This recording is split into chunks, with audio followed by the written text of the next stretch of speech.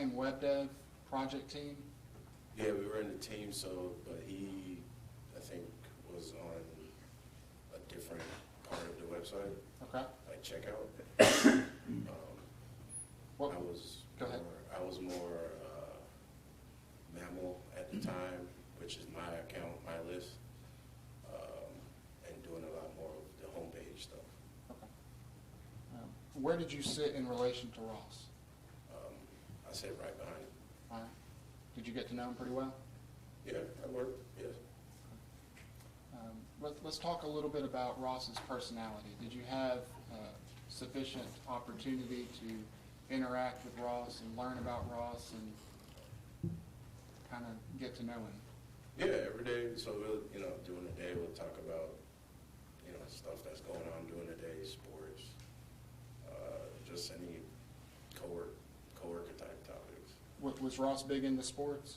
Yeah, I remember him refereeing for football. So, and he's from Alabama, so they really talk about his Alabama stuff.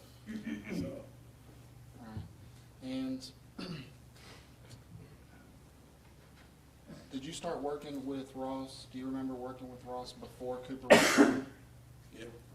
Do you remember before even Ross and Leanna had found out that, did you talk to Ross about finding out when Leanna was pregnant? I remember the day he found out. I mean, he was happy, like sitting on cloud nine, just saying that he's going to be a dad. And I mean, I was at that moment, I was already a dad, like 4 or 5 years in being a dad. So I knew how he felt. He expressed that on his face. So and tell the jury, how many children do you have? I have one. Boy or girl? A girl. How old is she? She just turned 9 on the 23rd. Was Ross a proud father? Yeah. When Cooper was born, he was. That's all he would talk about. I mean, I understood what he was going through. So it was the first time I did the same thing. Every moment, everything, every little thing, want to share it and talk about it. So. Would he show you photos of Cooper? Yeah. Especially when he was at the Little Apron daycare, they'll send pictures and videos to him. So, and at the time during the day, something come through, it was like, oh, look what Cooper's doing, or how you looking? So, yeah, we got that. Would it be over the top bragging, or just mention here and there Cooper? I mean, he's a parent, so it's not really over the top. You always want to share about your child and what they're doing. So you didn't. Well, did you find it theatrical or sincere, or? No, it was sincere. It was just Object to speculation, Judge, as to whether it was sincere or not. He can talk about his observations, and I'm going to object to leading at this point. We can reverse.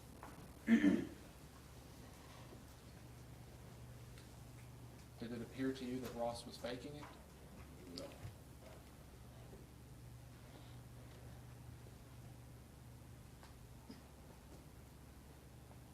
Can you give us an idea about the sort of topics that Ross and you and other colleagues and co-workers would talk about?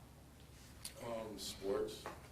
That's kind of how the morning would start, because it was going through game time and stuff, playoffs. We'll talk about stuff that came up in the news, our lives, just random topics. Did you know if Ross would use the website Reddit? Yes. Would he share with you stories that would pop up on his Reddit page? Vaguely. I don't really partake in Reddit much as other folks would. So, if there was a topic on there that he deemed interesting to share, yeah, we would talk about it. Okay. Did Ross love Chick-fil-A? Yes. How do you know that? So, like almost every morning, like he would bring his lunch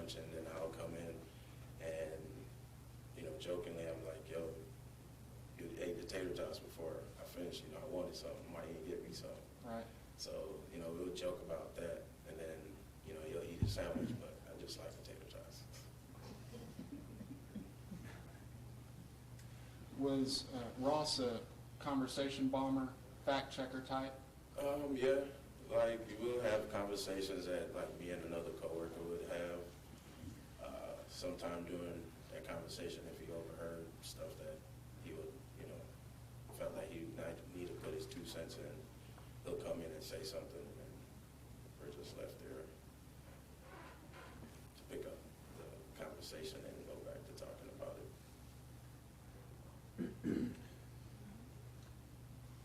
Do you remember Ross ever using cop talk or police jargon?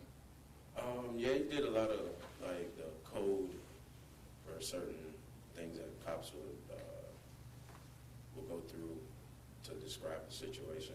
So their code numbers. Did you find that weird? Not really, because he talked about it from what he used to do in Tuscaloosa, and like his brother. I knew his brother was, in the cops, and he was SWAT team. So I didn't really find that weird. That's just, you being around it all the time. Gotcha. I'm sure talk about it. You remember Ross ever referring to the break room as the 10-7 room? Not personally, but I wouldn't pass that by him.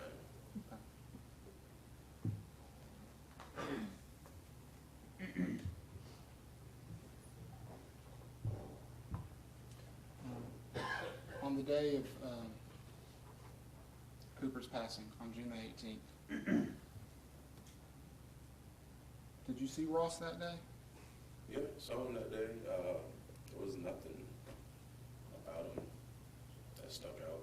I just remember him coming in about the same time he came in. Normally, talked about work. We about to go through meetings because we normally do stand-ups in the morning for our team. So yeah, he had to go do his meeting. I had to go do mine. It wasn't really anything off. Okay. Jelani, would it be uncommon for folks in web dev to take on side projects and build websites? No, we kind of all do it. That's what we do.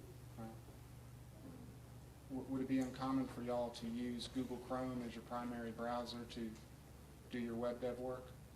Not at all. That's kind of the preferred browser. And as your preferred browser, would you clear the cache and web history to test changes and defects? Yeah. Any issue we'll do it. We always kind of clear cache so we could come in as a first user to see how a user would do, and if anything that we were fixing, if we fix something, if it changed, we would know if it changed or not. Because sometimes a cache server side or client side would kind of interrupt with that. It's something that y'all had to do. Yeah. All right, Jelani, thanks. He's going to have some questions for you. All right. Not a whole lot, don't worry. How you doing, sir? I'm pretty good. How you doing? Pretty well. We met, oh goodness, what was that, back in the spring at some point, briefly over at Home Depot? Yeah. Do you remember that? Like a year or so, right? Oh, I wasn't asking the time. You remember meeting with us? Yeah. Okay, all right.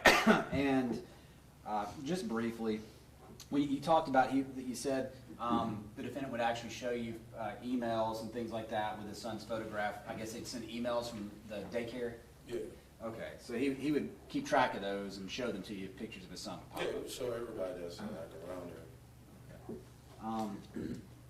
Just a question, that last question about clearing the, is it cache? Mhm. Clearing the cache. Would you have to do that if you're working on a computer and you're doing a project, you're up on a deadline and you're working on it, do you have to do that pretty consistently? Yeah, if you don't initially see your changes, Mhm. then yeah, you would have to kind of clear a cache. We just kind of clear it, period.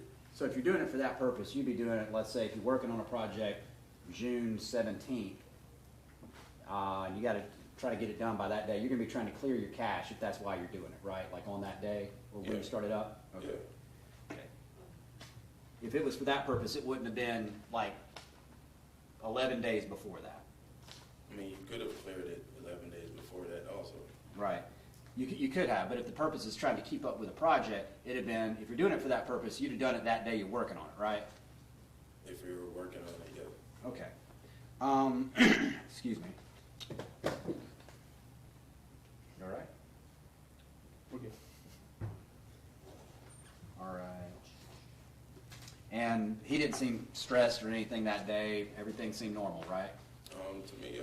Yeah. Okay. It didn't seem like he was like all tired or like he had, oh Lord, I got all this stuff going on at work. He actually kind of came in late that day, right? I think so. Y'all were joking about it? Yeah. Okay. And he had a pretty flexible schedule, right? We Y'all all kind of kind did. of, I mean, it's not said to be, we Right. have a schedule, but, I mean, we kind of do. Yeah. As long as you get your work done, everything's cool. Yeah. All right. That's all I have. Thank you. Ready to go.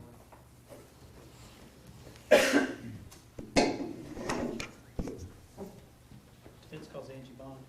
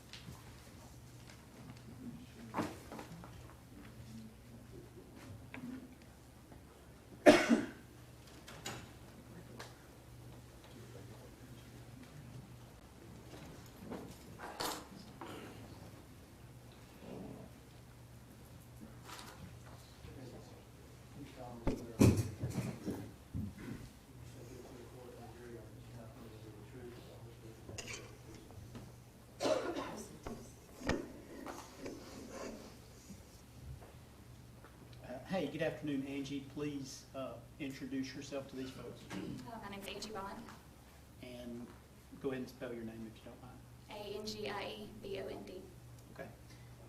And I want to ask you first, Angie, just so these people know who you are, kind of tell them where you're from and what it is that you do. I live in Brandon, Mississippi, and I'm a medical technologist. All right, obviously, we're here in Ross's trial. So I want to ask you how it is that you would come to know Ross Harris. Leanna Taylor and I have been best friends since high school. All right.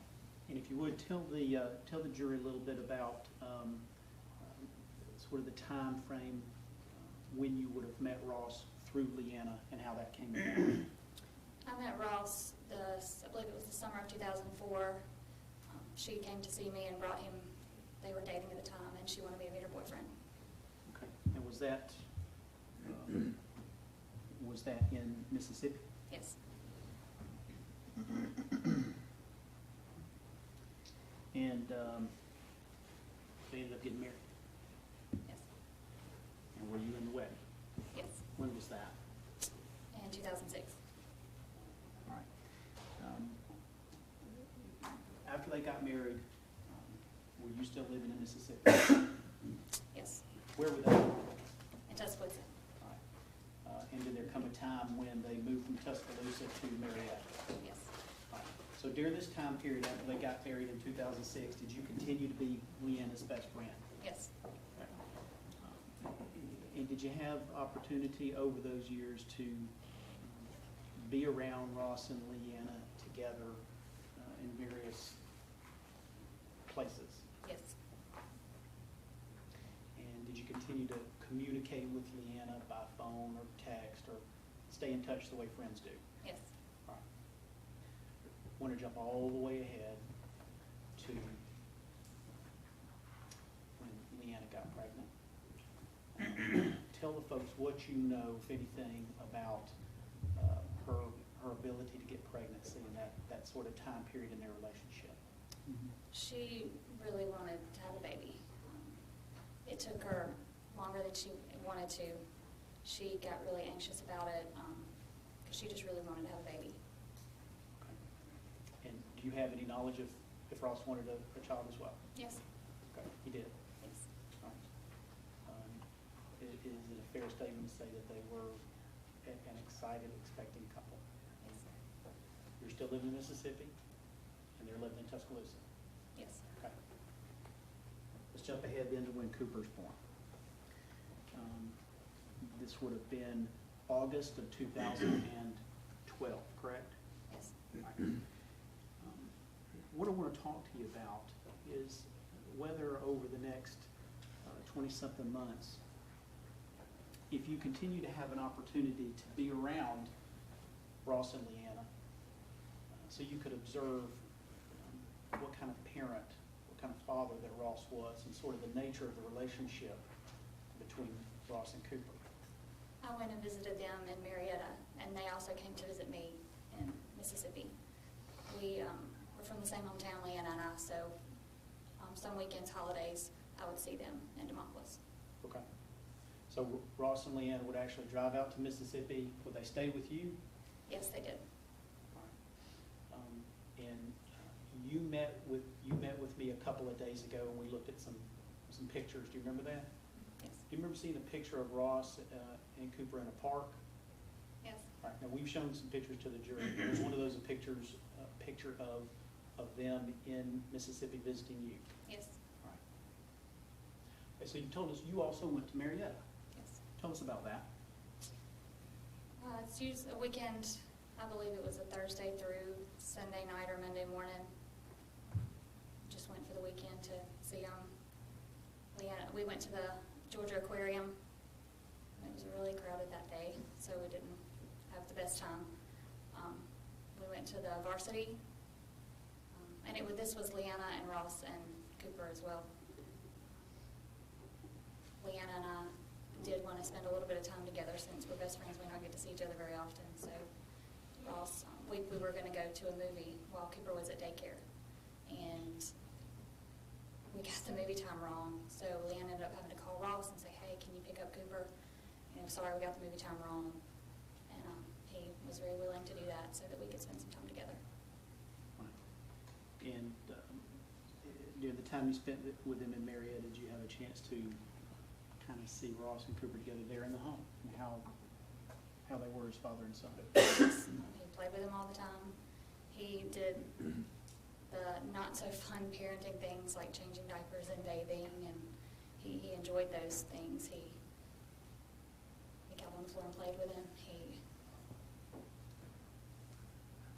He always did funny things to make him laugh. We saw a picture of a circus. Do you remember, by any chance, do you remember the circus? Yes, that's when they came to visit me in Mississippi. All right, so that was in Mississippi. Yes. Did you have a chance to see how Ross was around Cooper in an outing like the circus? Yes. Before that, that's when we went to the park. Okay. And then Ross pushed him on the swing, got on the playground and played with him. And then we went to the circus that night. And I believe Cooper sat in Ross's lap for the circus. Okay. Did you, were you around Ross and Cooper enough to observe them, be able to form an opinion as to whether or not Ross loved this little boy? Yes, he loved that little boy very much. Are you, outside of your relationship with Leanna, were you friends with Ross? No, not outside my friendship with Leanna. Okay. Are you friends with him now? No. What do you think about him? I don't really like him very much because he cheated on my best friend. You need to object to that. I don't think that's relevant, what she thinks about him. Who's Ben? Okay. Going to move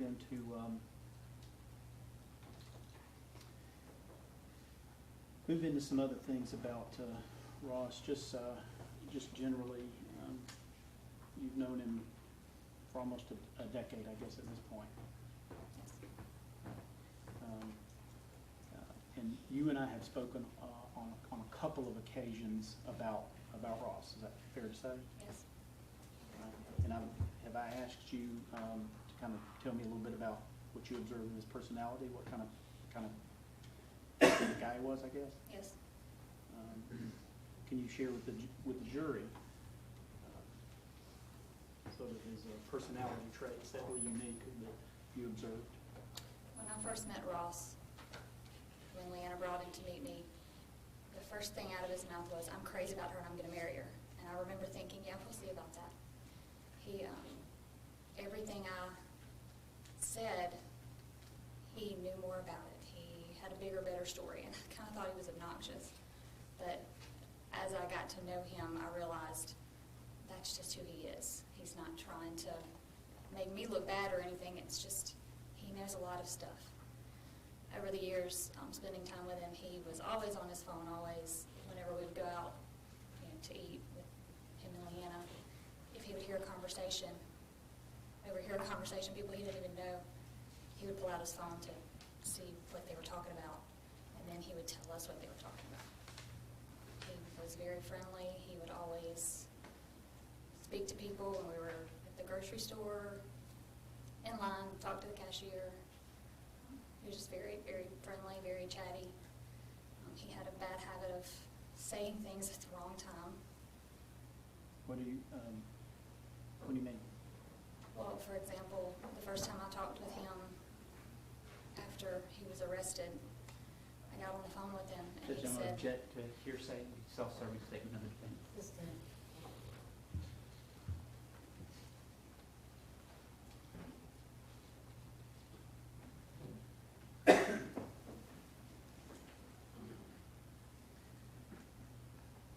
I'm going to ask to come back and make a proffer on that, okay, Judge?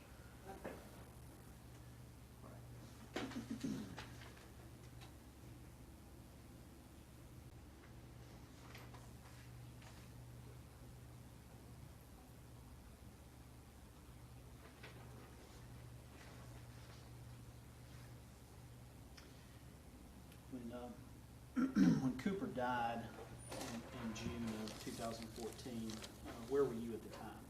I was in Florida at the beach with a friend. Okay. And how were you contacted and made aware? I got a text message from Leanna that said, "Please pray, something bad has happened and no one will tell me what." I didn't have my phone at the time, so when I called her back, she said, "I need you to sit down." And she said, "Cooper's gone." And I said, "What do you mean he's gone?" She said, "Ross accidentally left him in the car." And she said, "I don't know how we're going to get through this because Ross is never going to forgive himself." All right, so did you travel up here to Marietta to be with your friend? I did. Okay. What kind of shape was she in? Most of the time she was in a daze, but when we were at home, just family, she was an absolute wreck. She fell apart. She said over and over again, "This can't be real, this can't be real. I just want to wake up and see my little boy." She was inconsolable.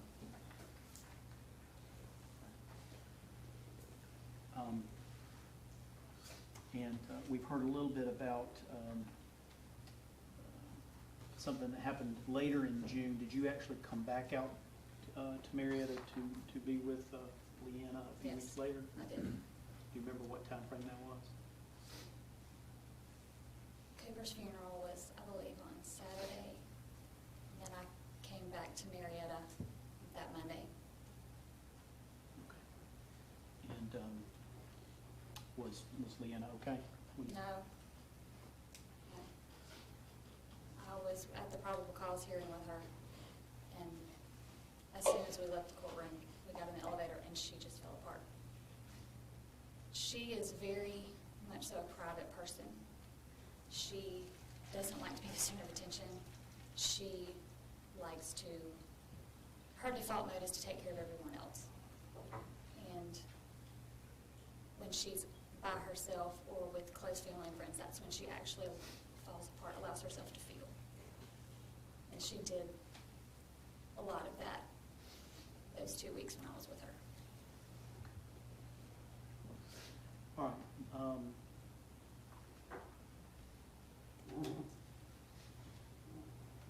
And you weren't in the courtroom during the time of her testimony this week, have you been? No. You weren't in the courtroom yesterday? No. You don't have any idea what she said or how she acted in here, do you? No. Did she You know how she acted when she walked out the door, don't you? Yeah. Tell us what happened. She Was fell that apart. relevant? We've been talking about the emotions and the reactions of these people, particularly Leanna Harris, who has been identified as a suspect by Detective Stoddard.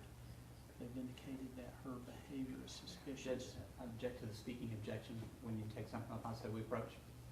I'm allowed over objection. Speaking objections not appropriate. Jury disregard. These people need to know what you saw yesterday. Can you please tell them? As soon as she walked in the room where we were sitting, she absolutely fell apart. She was inconsolable, sobbing. I held her. She was rocking back and forth. We had to sit in there for about 30 minutes before we could even leave because we could not get her to stop crying. We could not get her to calm down. Is that the same kind of emotion that you've seen from her over the last 2+ years? Yes. That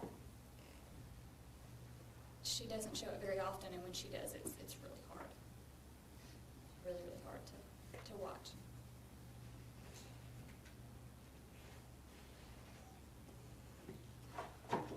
That's all I need. Thank you.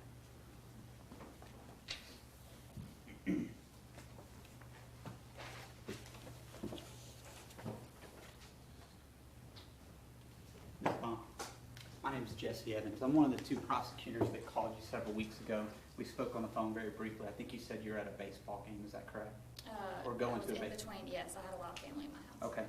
And we at that time had scheduled a time to follow up and discuss the case because you had that engagement at the baseball field that you needed to get to. You remember that? Yes. Okay. Let me ask you some background questions. I want to follow up back on that in just a second. So if I understand your testimony correctly, you've known the defendant in total about 12 years. Is that correct? That's about right, yes. Yeah, so 2004, I'm terrible with math, but to now 2016, I think I got that right this time. I messed it up earlier in the trial. That would be 12 years, correct? Yes. And you, of the two of them, obviously you've known Leanna much better because you met her in high school. Yes. Okay. And when you say you were in her wedding, I assume, is that as a bridesmaid? Yes. Okay, were you the maid of honor? No, Okay. her sister was. Okay, her sister was. And you had talked a little bit about the background between them. There was a point in time where Leanna actually told you that the defendant said he was not ready for a baby early on in their relationship. Do you remember that? I don't remember that, but it's possible. Okay. You had talked a little bit with defense counsel about visiting. How often during this period of time were they coming to visit you? We'll do vice versa. First coming to visit you, and then you coming to Georgia to visit with them. How often are we talking about? They came to see me once, and I went to see them once after People was born. Okay, so we're talking about a total of 2 visits. Yes, Okay. plus weekends and holidays. All right, give me the weekends and holidays. How often are we talking about there? I honestly can't give you a Christmas and Thanksgiving, Okay, and then maybe 3 other weekends. okay. I'm not really sure. So the 2 times that you identified, we'll call them the more extended visits, the one where they came to see you and then when you came over here to see them. Was that a weekend visit or was that longer than that? Usually Thursday through Sunday night, Monday morning. Okay. So for all these visits, essentially what we're talking about is a weekend plus maybe an extra date or something like that. Yes. And that's the opportunity that you had to observe them in their home setting, is that correct? Yes. These weekend visits with them, correct? Yes. Okay. When's the last time you saw them together? It was in March of 2014 Where? at my house in Mississippi. For a long weekend? Yes. All right. Now, I'll ask you a little bit about what you've talked about in terms of your description of the defendant's personality.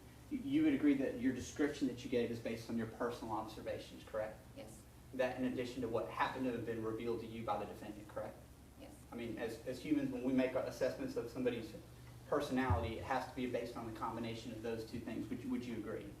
So you're asking me things that I witnessed and things that he told me himself? Things that you witnessed and things that he happened to have revealed to you. That's the basis for your description of his That personality he as you revealed saw to it. me through me seeing him, yes. Okay. What was your phone number back then? Is it the same phone number that you have now? I believe so. Okay, I don't want to put it like on national TV or anything. If I brought you a Post-it note, could you write it down for us so that both sides could look at it? You think it's the same now? I believe so. All right.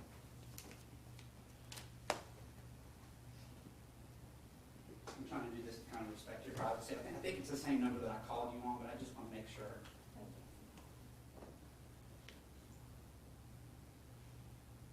Right? Okay.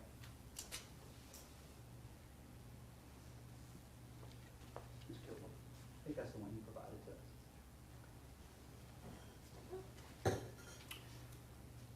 All right, so when you talked about June the 18th of 2014, you believe that's the same phone number that you would have had back then? Yes. Okay. And that's the phone number that you received the text and the phone call from Leanna? Yes. Is that right? All right. You had talked a little bit on direct about how Leanna doesn't like to be the center of attention. It's a little bit different description when it talked about the defendant, wouldn't you agree? Yes. He was a little more gregarious and sort of enjoyed having the attention that kind of surrounded his big personality. Would you agree with that? He's very outgoing and friendly. All right. And then the moment that you described from yesterday where Leanna came out and kind of had this breakdown that you described, you weren't in the courtroom to know precisely what preceded that, correct? No. Or whether she was being asked to look at, 70 photos of Cooper or anything like that, just prior to that? No. Okay. Have you been watching the case online? No. Have you been keeping up with it? No. Fine. It's hard not to because everybody talks about it, but no. I Sure. All try right. to stay away from it as much as possible. You've already, you came from Mississippi, correct? Yes. Okay. When did you arrive here? Saturday. All right. And Leanna, sounds like you're not just a friend of Leanna's, you're a good friend, like the best you could probably have, correct? Yes. Was it fair to say that you would stick with her through thick and thin? Yes. Okay. And do anything for her?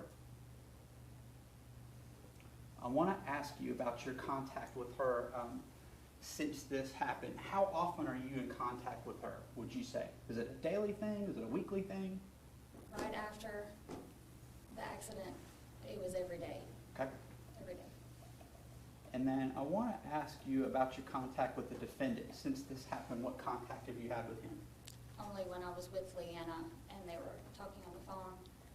I did go with her to a visit, I know once, maybe twice. Okay, so you visited him at least a couple of times, Yes. and you've had the opportunity to at least speak to him or hear his voice as he would call her. Is that correct? Yes. Okay.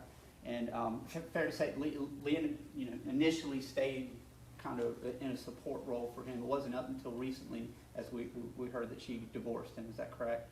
Yeah, she supports that it was an accident. Okay. Now I want to ask you about the defense. You already talked about a couple occasions that you talked to Mr. Kilgore in the defense. How many times in total, either in person or on the phone, have you talked to the defense over the years? Several. When you say several, 10?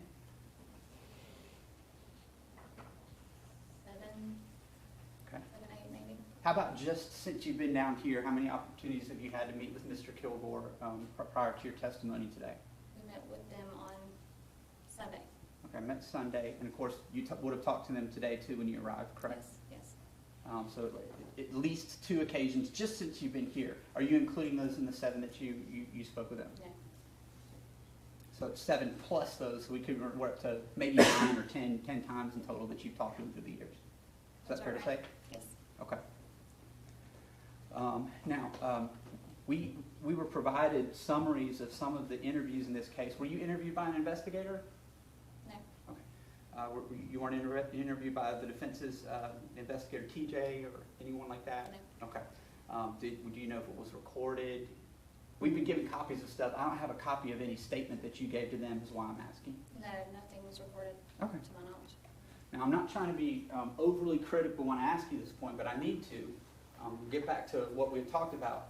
When Mr. Boring and I called you, we had scheduled a time that we were going to talk to each other by phone. Do you remember that? Yes, I do. And you were very polite in your response message, but you essentially called us back and said, well, listen, I'm not going to talk to you, and you asked that we respect that. Is that Yes. fair? Yes, I said that I would call you back, so I wanted to do that and just let you know. And I appreciate that. And you don't have any obligation to talk to us, but fair to say you don't have a problem talking with the defense. You've done so at least 10 times. But when it comes to talking to the state, that's not something you were willing to do prior to coming in here today. Not at the time, no.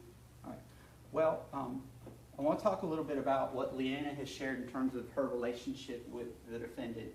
She has, at least on occasion, we know, in writing and also verbally shared that there were problems between the two of them, correct? Yes. Okay. And in fact, I had the benefit, we've actually got 2 recordings of you. One is the voicemail you left on my phone saying that you prefer not to talk. And then we have the Good Morning America interview. Do you remember going on Good Morning America? Yes. Okay. I do. And that was September 22nd of 2014. Do you remember that? That sounds right. Okay. This would be after the probable cause hearing, correct? Yes. All right. Well, I've had the benefit of looking back at that, and I want to ask you some questions about some of the things you shared publicly to Good Morning America and the nation. First of all, you said that they had a rocky marriage. Is that correct? Yes. You also mentioned that I think Leanna had discovered some things or knew some things. Does that sound correct? Yes. Okay. She knew that he had been looking at porn, and she knew that he had been messaging other women. Okay. So at least in September of 2014, you knew that much about the relationship from what she had revealed to you. Is that correct? Yes. And would you agree that Leanna Taylor, formerly Harris, now Taylor, probably was in the best position to know what sort of person the defendant was because she was with him on a daily basis? Yes. Okay. But even so, we know now that there was an even kind of darker dimension to him that wasn't revealed to you by I'm going to Leanna, object to the correct? characterization, the phrase that is used. I'm sorry, repeat the question, please. Even understanding that, we now know that there's even a kind of a darker dimension or deeper side to the defendant that wasn't revealed to you through Leanna, correct? That she didn't fully realize until much later. I knew that he had issues. Okay. I knew that he was looking at pornography and messaging other women, and I knew he had those tendencies. Did you know that by the time of the September 22nd interview on Good Morning America? Yes. Okay. Now, I want to ask you this. I haven't been able to speak to you to find out these questions, so I'm having to do it now. My question is, was it your decision to go on Good Morning America and discuss these things, or was this something that somebody asked you to do, such as the defense? The defense did not ask me to do this. I was given the opportunity to speak the truth, and I knew I needed to take it. Okay. So that was a decision that you made. Yes. I can only assume that you discussed that with somebody before you did it. You didn't do it on your own. Lawrence Zimmerman Okay. mentioned it to me. So Leanna's attorney, you discussed that with Leanna's attorney, Lawrence Zimmerman, before you went on Good Morning America and made a national statement. Is that correct? He kind of helped set it up because that's not something that I would do. Okay. I would All never right. do. So I understand now. So Leanna had an attorney from back then, and he set up an interview for you to go on Good Morning America to talk about the history of their relationship. He said he thought I would be the best person to speak the truth about Leanna and Ross. Okay. Since that time, obviously, a lot has changed in terms of the status with Leanna and the defendant. She's now divorced him, correct? Yes. And there's been an awful lot that's come forward since that time through the investigation. Would you agree with that as well? Yes. All right. So whatever we're talking about here in terms of the relationship and your observations, would you agree that you have not seen the state's case file? You haven't had a chance to look at our evidence fully? No. And of course, because we haven't been able to talk about it, we haven't been able to have a dialogue about any of those things. Would you agree? That's correct. Okay. And you did not see, for instance, the hot car video that the defendant looked at 5 days before leaving Cooper strapped in the back of the car. You didn't have an opportunity to see that by chance, did you? No, I didn't see that video. And fair to say, on June the 18th of 2014, you weren't in Mississippi, but you weren't even in the state of Georgia when Cooper was killed. No. You weren't present, weren't at the Chick-fil-A. I don't know the specifics of what may have immediately preceded that, correct? I do not know. Okay. And I assume, and you'll correct me if I'm wrong, you don't have a Whisper account, and you didn't have one back in 2014, correct? No. Okay. You weren't communicating with the defendant in any way on Whisper or involved in any of that stuff that may have been going on with him back then? No. Okay. Just a minute, Ms. Brown.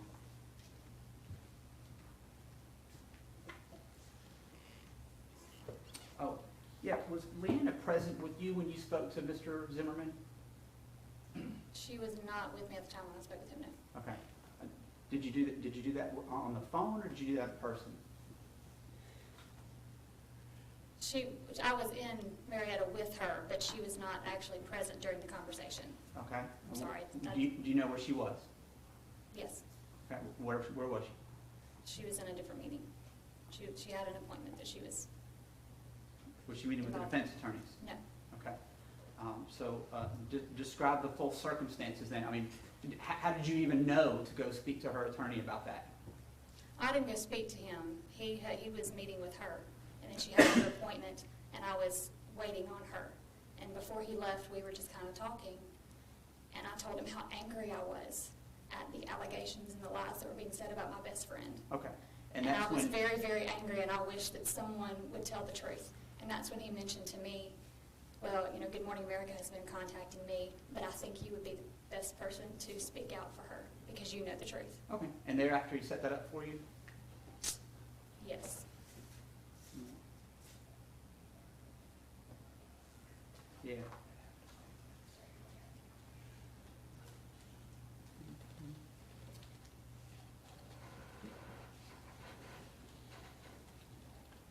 Would you agree, we've talked about this a little bit, but would you agree that if Leanna had not been told the full truth back in September of 2014 when you did your interview, there's no way she could have shared with you the full information that may have been out there about what was really going on? Calls for speculation. I think it's a fair question for Cross. Cross-examination. The truth that I wanted to tell was how much she loved her little boy and how much Ross loved that little boy. That what was being said was that she didn't love her little boy. And that some people were insinuating she had something to do with it. And that's just not true. But you would agree that you could only reveal on that interview what you knew from her and what you observed. If you didn't know anything else, then you couldn't have shared it, correct? Correct. All right, thank you, ma'am.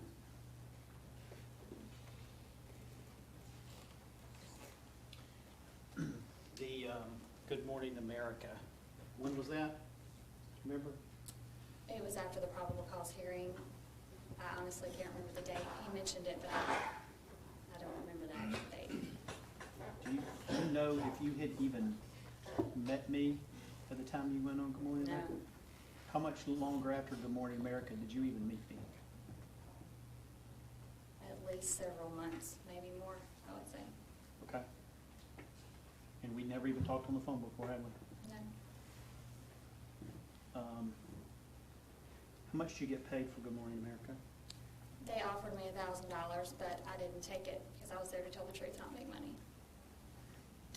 Well, you've indicated to us that what you went on there to say was you wanted to tell the truth after you sat through the probable cause hearing. And the truth that you wanted to tell, and you did tell on Good Morning America, was that Leanna loved her little boy and Ross loved his little boy. Object to leave. Yes. Sustained this delusion. Could you restate what you just told Mr. Evans just a moment ago about the two specific things that you wanted to tell on Good Morning America, please? How much Leanna loves her little boy and how much Ross loves her little boy, their little boy.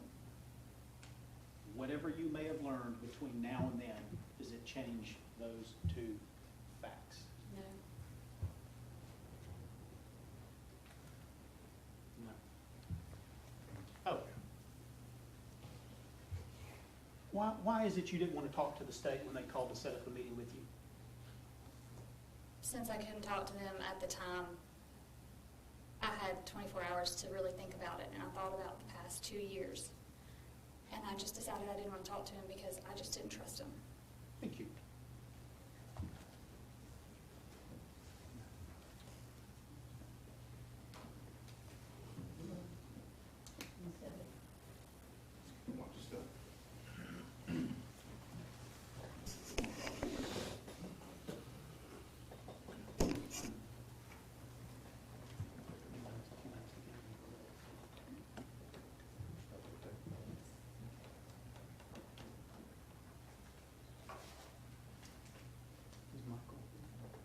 defense calls Michael Bajents.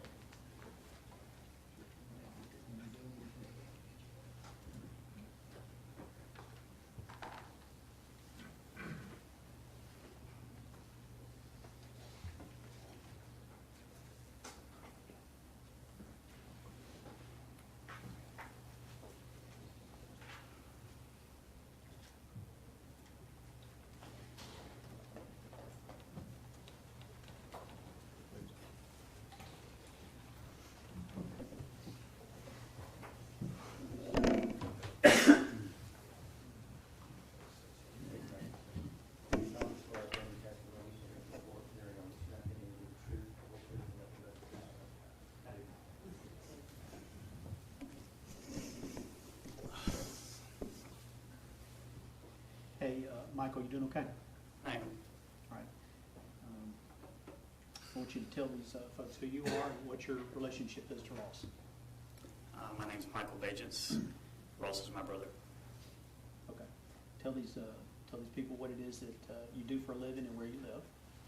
I'm a police officer with the city of Tuscaloosa. And specifically, what do you do as a police officer? I'm a sergeant assigned to the training division. Okay. Have you ever testified in court before? I have Okay. Is it something you do on a regular basis? used to, not anymore. Okay. Are you a little nervous? I'm very nervous. Okay. If you would, do me a favor, just plant your feet and don't spin next to me. That's okay? all right. That's all right. I'm just going to get right into it. I want you to tell us about how often you would get to see and visit with your brother and Leanna after Cooper was born. I think we probably had approximately 10 to 12 times maybe over the course of after they moved to Atlanta. Let's kind of go through those. Tuscaloosa is roughly 3 hours or so from Marietta. Is that fair to say? That's correct. Okay. Would you come to Marietta to visit with them? We did. Right. And would just you, your wife is Amy, Correct. would just the two of you come, or would y'all bring all your kids? We did both. Sometimes we'd bring the children. Sometimes it'd just be me and Amy. All right. I want to go into some specifics about some of these visits. Do you have any idea how many times y'all would have come from Tuscaloosa to visit Ross and Cooper and Leanna in Marietta? About 6 times. Where would you stay when you came? We stayed with them. Right. It's a condo, right? Yes. It wasn't a big 4 or 5 bedroom house. No. Were y'all sleeping on sofas or blow ups or what? When we would come and stay, we would stay in Cooper's room. There was a bed in there, and Cooper would stay in the master bedroom with Ross and Leanna.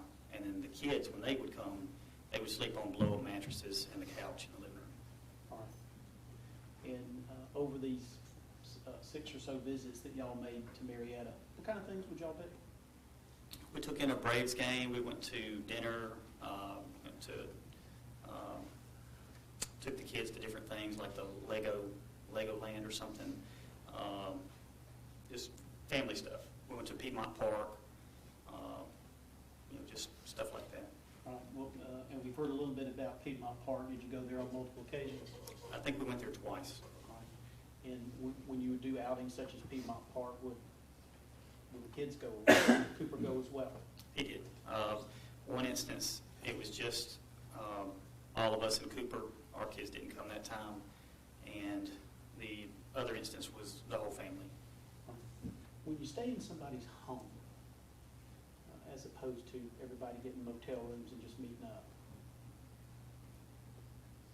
you're actually embedded in the family. Is that fair to say? Yes,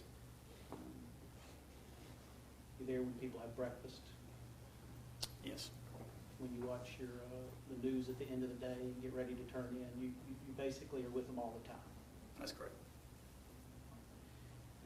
During those 6 or so visits to Marietta, living in the home with Ross and Cooper and Leanna, did you have a chance to see the nature of the relationship between Ross and Cooper and form any opinion about how he felt about his little boy? I did. Tell us about that. I think he loved Cooper more than life itself. I'll never believe anything else other than he loved his son more than anything. Was he kind to him? Yes, Did you play with him? yes. Did you mind pitching in for the little things? He was very attentive. He did. I mean, that was his little buddy. He did something needed to be done, he did it.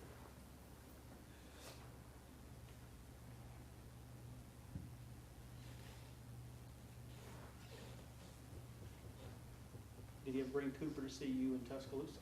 Yes, And just so these folks will know, are your parents still in life? Do they still live in that area? they do. Okay. So you and Amy and the kids are there. Y'all's folks are there. Did you have other family or friends in the Tuscaloosa area? Well, Ross's mother-in-law, Deborah, lived in Tuscaloosa, or the Northport area, which is about the same. Northport's like a suburb of Tuscaloosa. Right. Okay. So what I want them to understand is, were there a lot of occasions for them to make that 3-hour drive to come visit in Tuscaloosa? Yes. When they would come, who would they stay with? I think, well, they stayed with us sometimes. They stayed with Deborah. They stayed with Mom and Dad. It wasn't just, they didn't just stay with us. They stayed with, Deborah sometimes. They stayed with us sometimes. They stayed with Mom and Dad sometimes. What kind of things would y'all do, or would you have a chance to observe Ross doing with Cooper when they would come to Tuscaloosa for these visits? We'd play with him, put him to bed, feed him, everything that a normal parent does. He'd do it.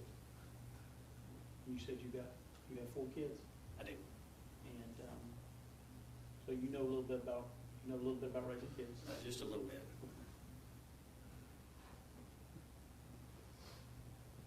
Did you see anything unusual or remarkable that would have led you to believe that he didn't absolutely love Cooper?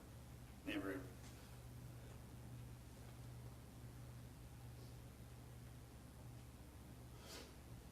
I want to talk to you about the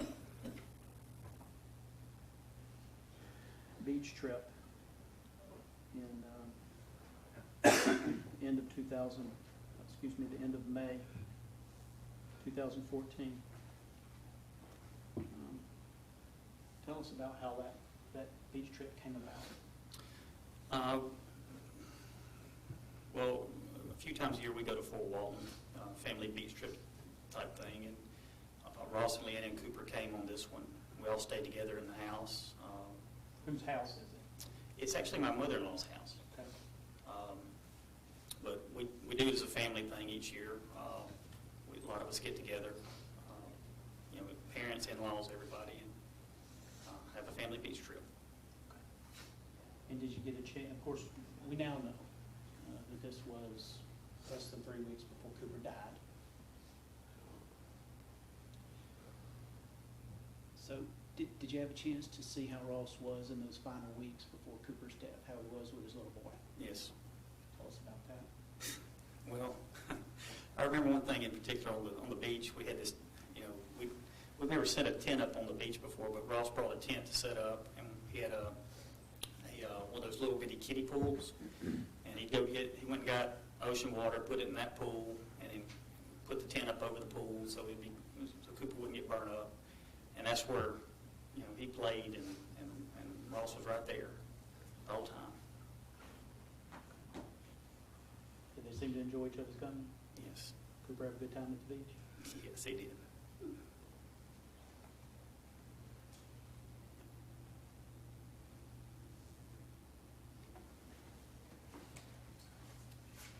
We've heard a lot about your brother now. We've been in trial for a couple of weeks, and so I'm not sure you can tell us too much that's going to be new. But obviously, you've known your brother his whole life. Correct. So you're probably in a pretty good position to tell us a little bit about his quirks or personality traits that might be unique or different. Tell us a little bit. Tell us what comes to mind. Well, he's just a talker. I mean, he's never met a stranger. It was really annoying going out, and I've always been kind of quiet. I don't talk to a lot of people when we're out. You know, if I don't know you, I'm not going to speak. You know, it's nothing personal. But Ross would talk to anybody and everybody. It was annoying. You know, he worked at the for a time he worked at the police department and as a dispatcher. And there were times where, you know, he would use 10 code. We use 10 codes to talk on the radio and stuff, you know, like police do. But I don't do it when I'm off duty. You know, when I'm off, I'm off. I don't talk to other people using 10 codes. And Ross would do that. It was annoying. Did you use legal jargons and cop talks? He did a lot. He even did it after he left the police department. I remember one time he was when he was at Home Depot. He was showing us, you know, where he worked and you know, showing us the building. And he's like, "This is where we do 10-7." Nobody does that. This is the break room. You know, I mean, who does that? And it was just kind of like, you know, I remember one time we were at my parents' house, and a friend of ours that we grew up with had stopped by to see my parents, and we had a juvenile was breaking into a car out in front of the house, and I was standing around back, and Ross yells out, "There's 1062." Well, nobody does that. I don't do that. You know, hey, there's a guy breaking into the car. You know, that's what you do. You don't. And anyway, he just. I don't know why he did. I don't know why he just. It was. I'm quirky. I don't know, but it was annoying. Anyway. He's different, isn't he? Very. Okay.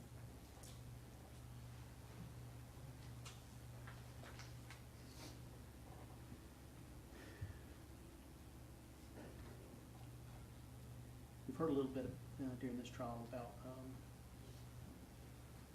there was some planning for a cruise.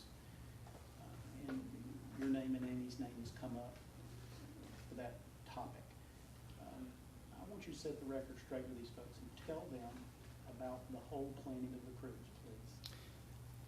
It first came up when we were near the Fort Walton Beach trip. When we were on the beach, we were talking about it, doing a family cruise, all our kids, my other nephew, my other sister-in-law, and Ross was like, "Let's do it." You know, we even talked about our parents going also, and we talked about it probably for the next few days, even the next week or so, and he was really on me about it. And I finally, you know, told him, "Well, look into it." We talked about, you know, I wasn't sure if we needed passports, things like that. I ended up getting passports for my kids, but Let me stop you right there. Are you telling us you actually got passports for your kids based on the discussion of the planning of the cruise that started there in Fort Walton? that's correct. So this was a serious plan. Y'all were planning a cruise. Yes. And Ross was the one who was supposed to be doing the Judge, planning. I'm object at this point to leaving. Who was the one that was supposed to be doing the planning and looking into it? Ross was spearheading it. And was it your understanding that this cruise was going to be for the family, including all the kids? That's correct. Including Cooper? That's correct.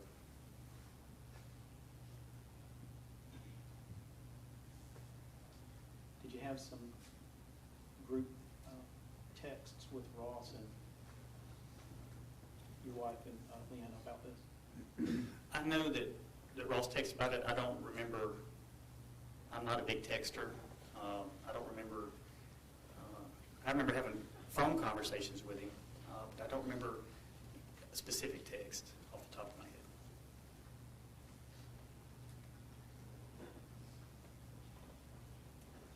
You and Ross talked on the phone about Cruz. We did. Is that where you would have notified him that you had gotten gone ahead and gotten passports for your kids? It would have been.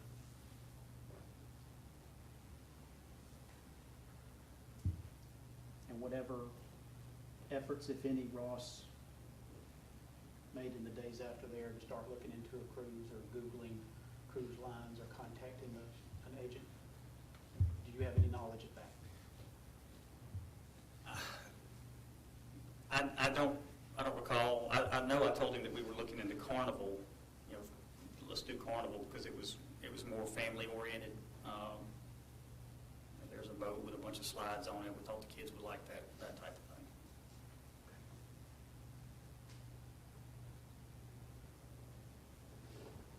thing. In the times that you visited Ross and Marietta, did you ever become aware if he was looking for in the market for a house? Yes.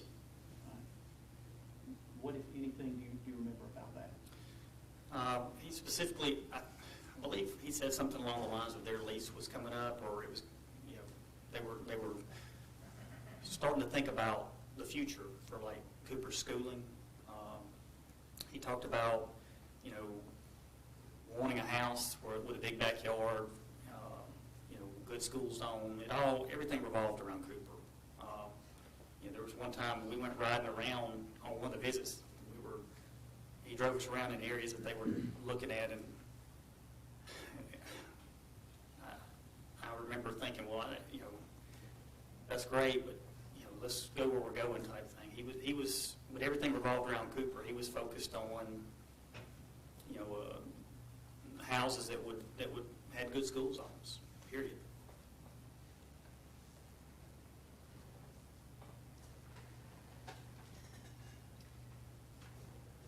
I had an opportunity to, and you and I have met before. That's correct. Probably at least 2 times, maybe 2 or 3 times before. Before today. Yeah, a few, probably 2 or 3 times. Okay, you've been to my office, I have. and I've actually met you in Tuscaloosa. That's correct. Okay. But we had a chance to meet again a night or 2 ago. Yes. All right. And ask you about something then that I want to bring up. Do you remember if Ross ever asked you to well, let me put it this way. Did Ross ever assist you in any way with internet-related matters at the Tuscaloosa Police Academy? He did. Right. Tell us about that.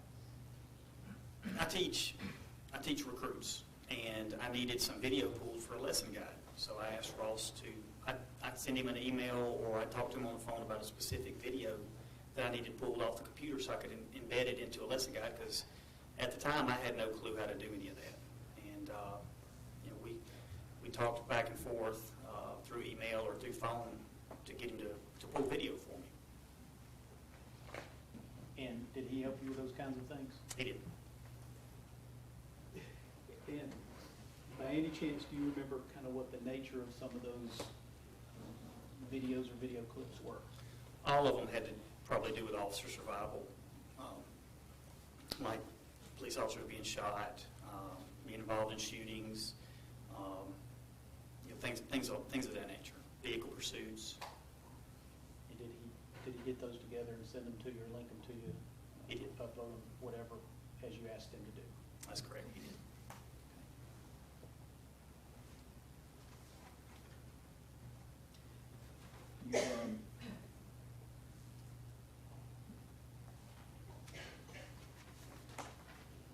You love your brother, don't you? I do. You're not going to lie for him, are you? I am not.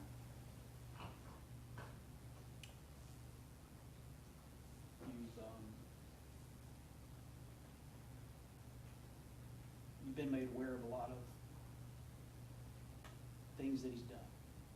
I have been.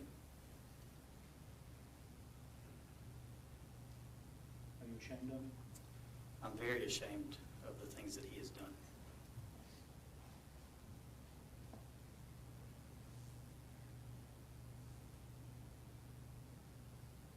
Okay, I think that's all I have at this time.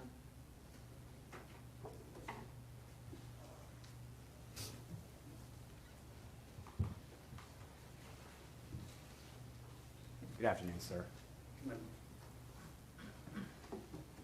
So, how long have you been in law enforcement? Is it 20-something years? Approximately 20 years. Okay, and that's always been in Tuscaloosa? Yes, sir. Okay. When you said the defendant he would send these videos, these are like YouTube clips to put into a PowerPoint or something like that to include in presentations you may do to younger officers and things like that? Yes, sir. Okay, what type of trainings do you do for officers?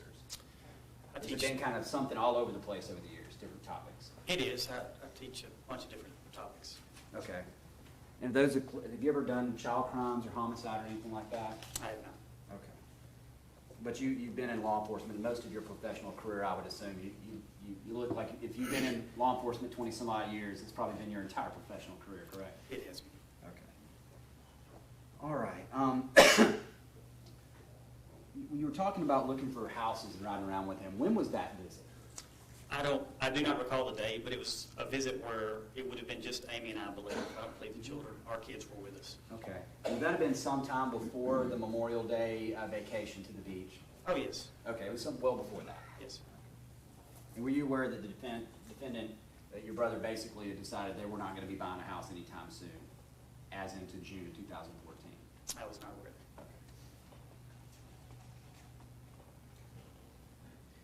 Now, we talked about, I say we, I wasn't really talking, but y'all were talking about the vacation and how after y'all talked about it, you were very serious. And to show, one thing illustrating how serious you were, you went out and got a passport for your child, correct? Yes. Okay. And were you aware the defendant had never done that? I was not aware. Okay. So being serious about it, you actually did that, correct? That's correct. Now, I know you said he was, the defendant was spearheading the vacation, the cruise plans, correct? Yes. Okay. Was that phone conversation, was that, and I've seen the text, kind of the group text back and forth. It looks like you maybe sometimes, your phone doesn't respond to iMessage like others, right? It does. I'm just not a big texter. All right, so sometimes your text may go out completely separately from the group, and you may text him separately and things of that nature. Or not at all. Okay. So I'm just not a big texter. Yes, sir. And so when y'all had talked, there was a group text back in June 9th that do you remember the defendant, as much as you may remember texting him saying, he wanted to make this happen? Yes, I do remember that. Did you know that your wife actually followed up on June 17th and texted him, hey, did you ever follow up on this? I was not aware. Okay. Did you know that he told her he did? I was not aware. Were you aware that that wasn't true at the time? I wasn't aware that they texted all. Okay. All right.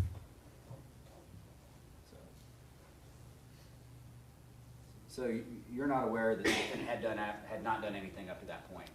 I was not aware of that, no. Okay. I didn't. Thank you, sir.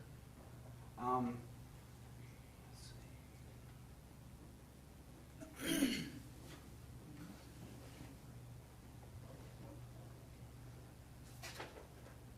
All right. I know that you talked about you were around the defendant and his son a lot. So you were around the defendant and Leanna a lot too, correct? Yes. And he appeared to be a loving husband. He treated her well, things like that. Would you agree with that? I would. And that's kind of what you took. This is your brother, and you're seeing him interact, and you see this as a relationship of love. I did believe that, yes. You would agree that since this has happened, you realize that there was another side to your brother. Would you agree with that? I don't know that I would agree there was a different side to him. I just think I would agree that he made a lot of mistakes, Okay, let me ask you this. Has the defense attorney talked to you about me going to be asking you these questions about this other side of your brother? Yes, Okay. And y'all talked about, you know, kind of how you're going to be prepared to answer it and things like that, correct? yes. Okay. Is there anything about what you knew about your brother that would have led you to expect he would be going to see prostitutes when Leanna was asking him to come home and spend time with her and Cooper? Absolutely not. So that is a different side than you would have expected, correct? It was shocking to me. Okay. And you thought you knew him? Well, I do know him. Okay. I just don't think that anybody would share that with their brother, so to speak. Well, nothing about what you saw from him would lead you to believe he would do something like that, right? No, I would not have thought that. Okay. And you talked about the you know, him running around on the beach and stuff like that with his son. And did you see him there were pictures being taken and stuff like that? Did you realize he was actually sending pictures to underage girls of those scenes at the beach? I had no knowledge of anything like that. That again was something different than you saw from your brother in all the years that you knew him. Yeah, I would not have thought that.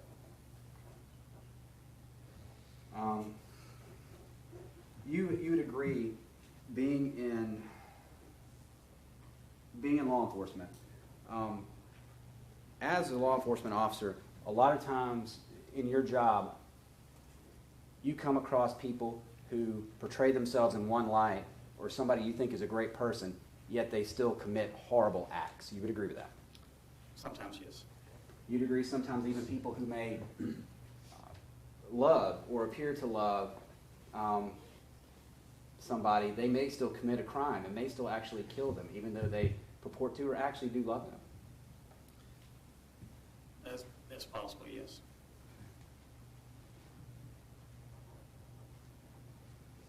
And I know you haven't investigated child crimes or anything like that, but you would agree that sometimes, as far as just in general law enforcement,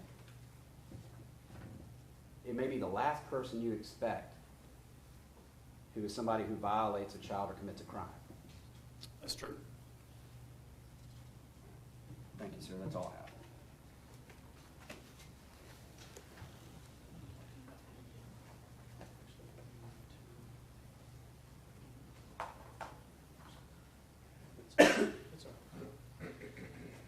Were you aware that in the early morning hours of June the 18th, that your brother was Googling child passport costs?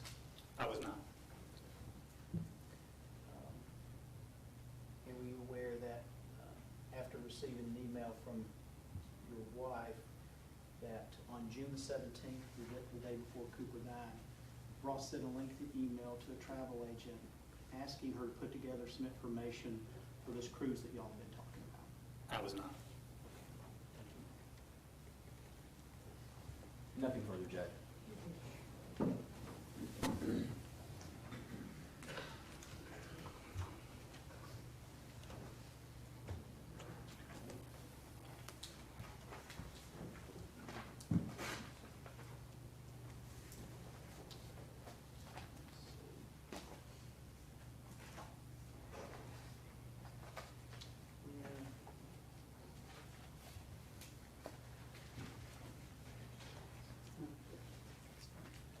We're going to call Amy Davis.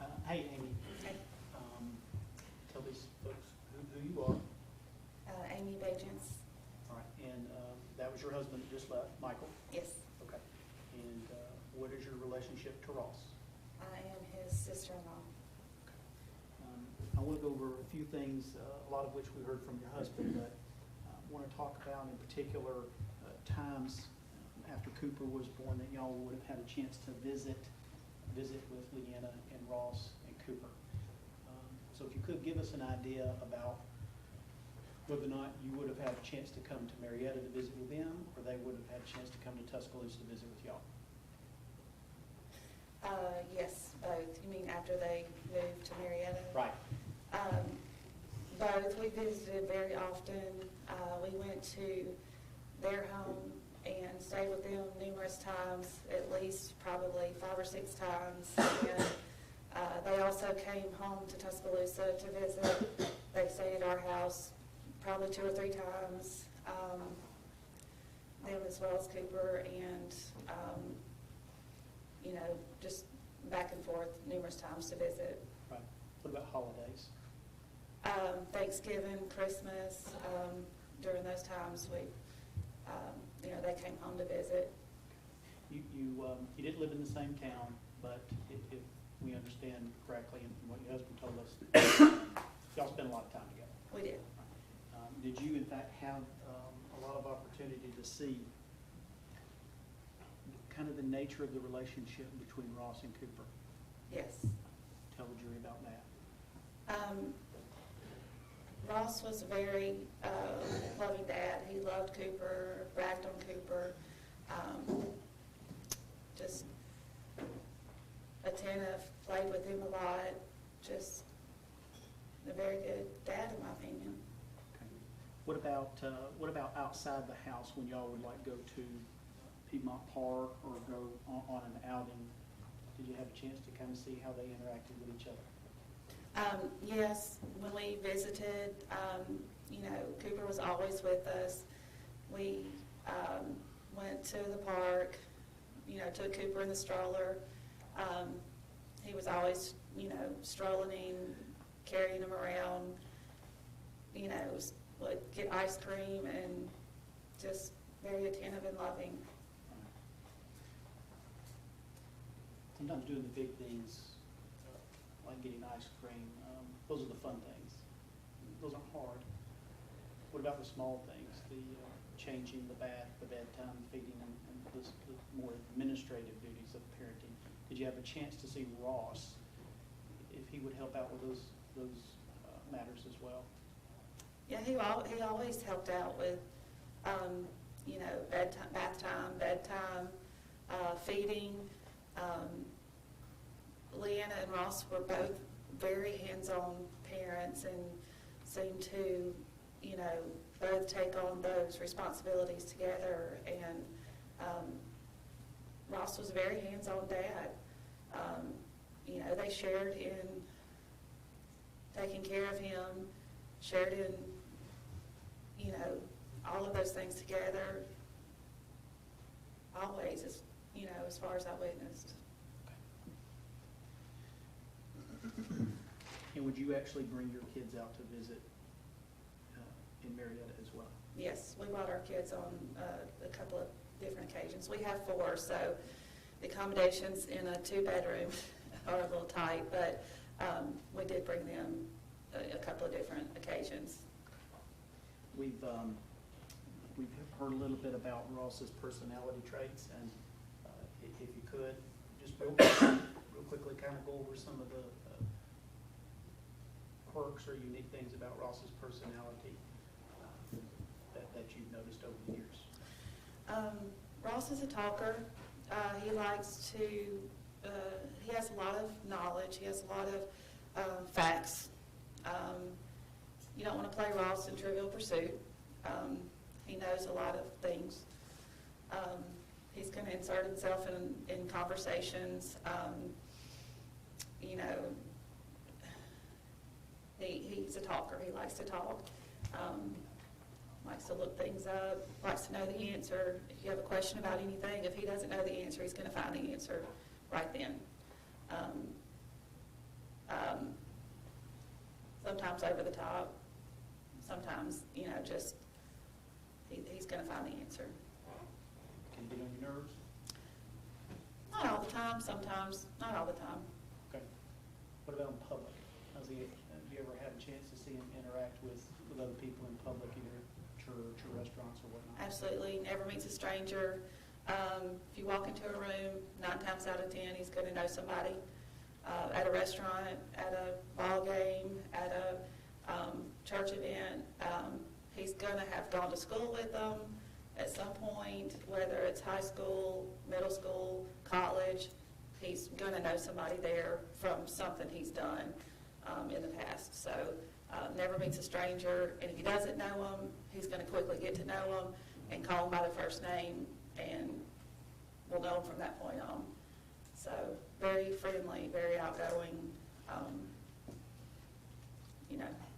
And the reason why I ask you about that is because on any of these occasions when you would see this sort of large personality come out, would he have Cooper with him? Yeah, Okay. they had Cooper with them most all the time. Would he ever show Cooper off or brag on him or anything of that nature? He bragged on Cooper all the time. He bragged on Cooper to everybody. You know, this is my boy, this is my son, this is my little buddy. You know, he always bragged on Cooper. You knew there were things that were in Ross and Leanna's marriage that were not quite right at the intimacy department. Is that true? I didn't know that for a long time. I didn't know that until probably 2013. Okay. And did Leanna share with you that they had intimacy problems? She didn't share that with me. That was something that I found out later. Okay. From outside of Leanna? Yes. Okay. Are you aware of any problems in the relationship between Ross and Cooper? Were there problems in the relationship between Ross and Cooper? Yeah. Between Ross and his little boy? No. No. You don't know of anything? No. Okay. Not at all.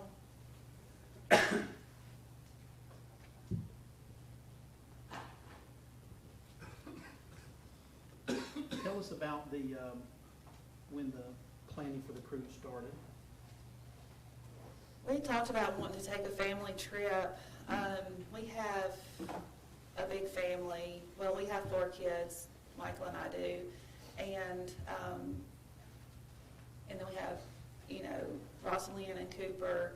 And then we talked about my sister and her little boy at some point. And we kind of talked about us all going on a cruise together, thinking that might be the cheapest way for all of us to go somewhere, maybe tropical or something of that nature.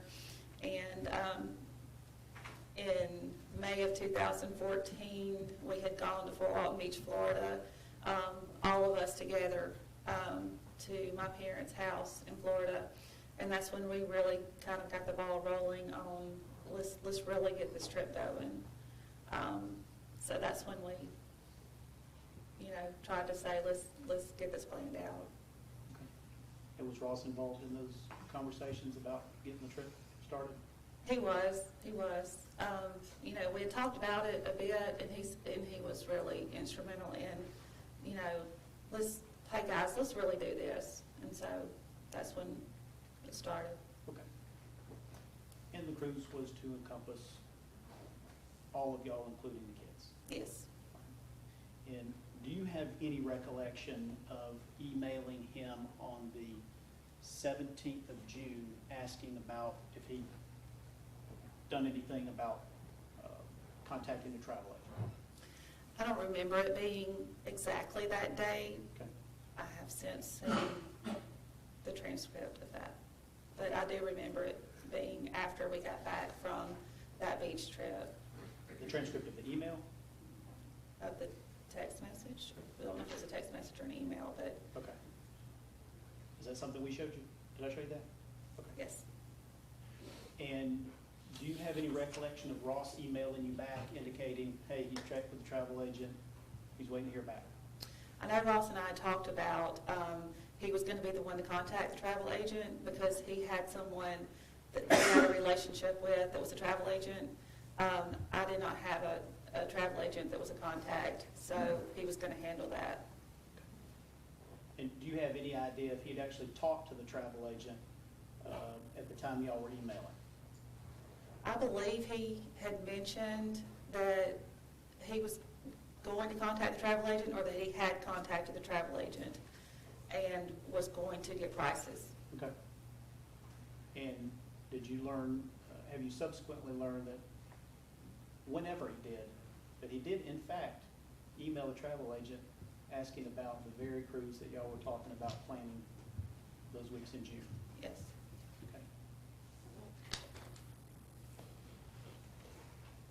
Okay. Okay.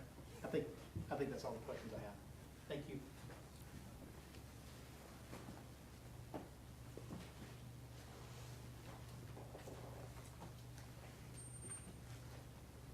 Good afternoon. Hi. Just kind of going back, picking up, I guess, for everybody's sanity as far as we had so much going on here, picking up where we left off. We were talking about, Mr.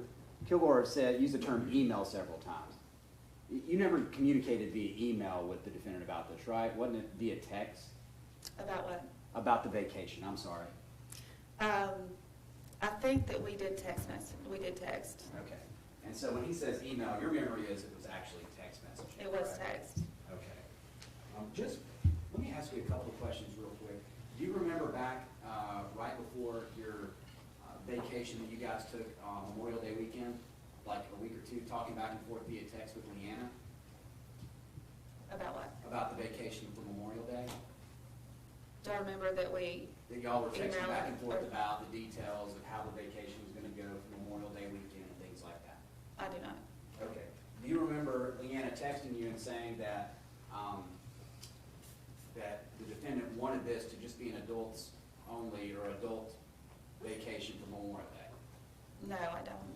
Let me show you what's been admitted as State's Exhibit 931. Your phone number was, I don't need these for close up, 205-394-0098. It is. Okay, and I'm just asking you to look at this. Does this look like a text message? You're gonna have to hold it up real close to your face. Text message conversation back May 14th, May 15th with Leanna.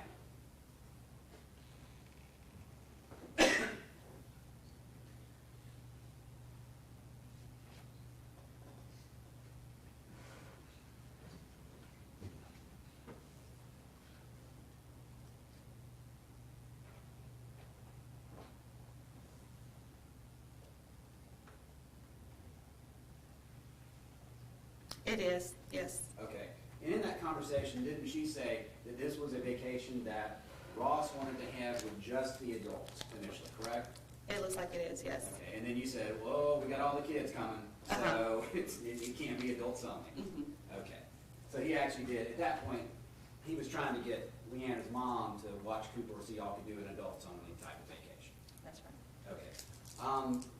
Looking at State's Exhibit 932, did y'all end up, like, does that look like a group text between you, Leanna, your husband, and defendant, back and forth about the cruise, starting on, basically from June 9th, 2014? It does look like that, yes. And in that, y'all were talking about the cruise, and the defendant was saying, yeah, this is something I want to make happen, or I want to happen, right? He Yes. said he wants it to happen bad, correct? Mhm. Okay, and looking at that now, your husband's not the best at text messaging we've heard, correct? Not a long texter, no. So even from looking at that, it looks like he may have a problem responding to group texts and things of that nature, correct? He's very busy. Okay, now, can you tell,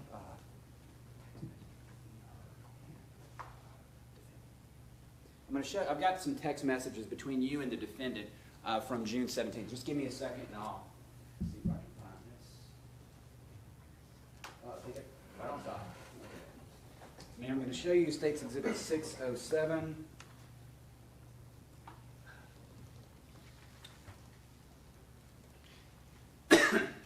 Looking at State's Exhibit 607, did you on the 17th of June at 10:19 a.m. Text the defendant following up on the cruise? Sorry. him at that point, on that day, you'd spoken to him the day before, but then you asked about the travel agent. Did you talk to the travel agent about the cruise? Yes. And then he texted you back at 3:16 p.m., yes, I'm waiting to hear back. Okay. Were you aware that that was untrue, that he had never followed up with the travel agent about that up to that point? That he was kind of putting you off? Did you know that? No. Okay, did you know that 2 minutes later he did in fact finally email the travel agent? No. Okay, have you ever seen any emails from the travel agent back and forth between the defendant? No, I was letting him handle that part of it. So if the defendant actually received an email back from the travel agent with plans suggesting prices and things for both his family and your family, he never forwarded that on to y'all, did he? No.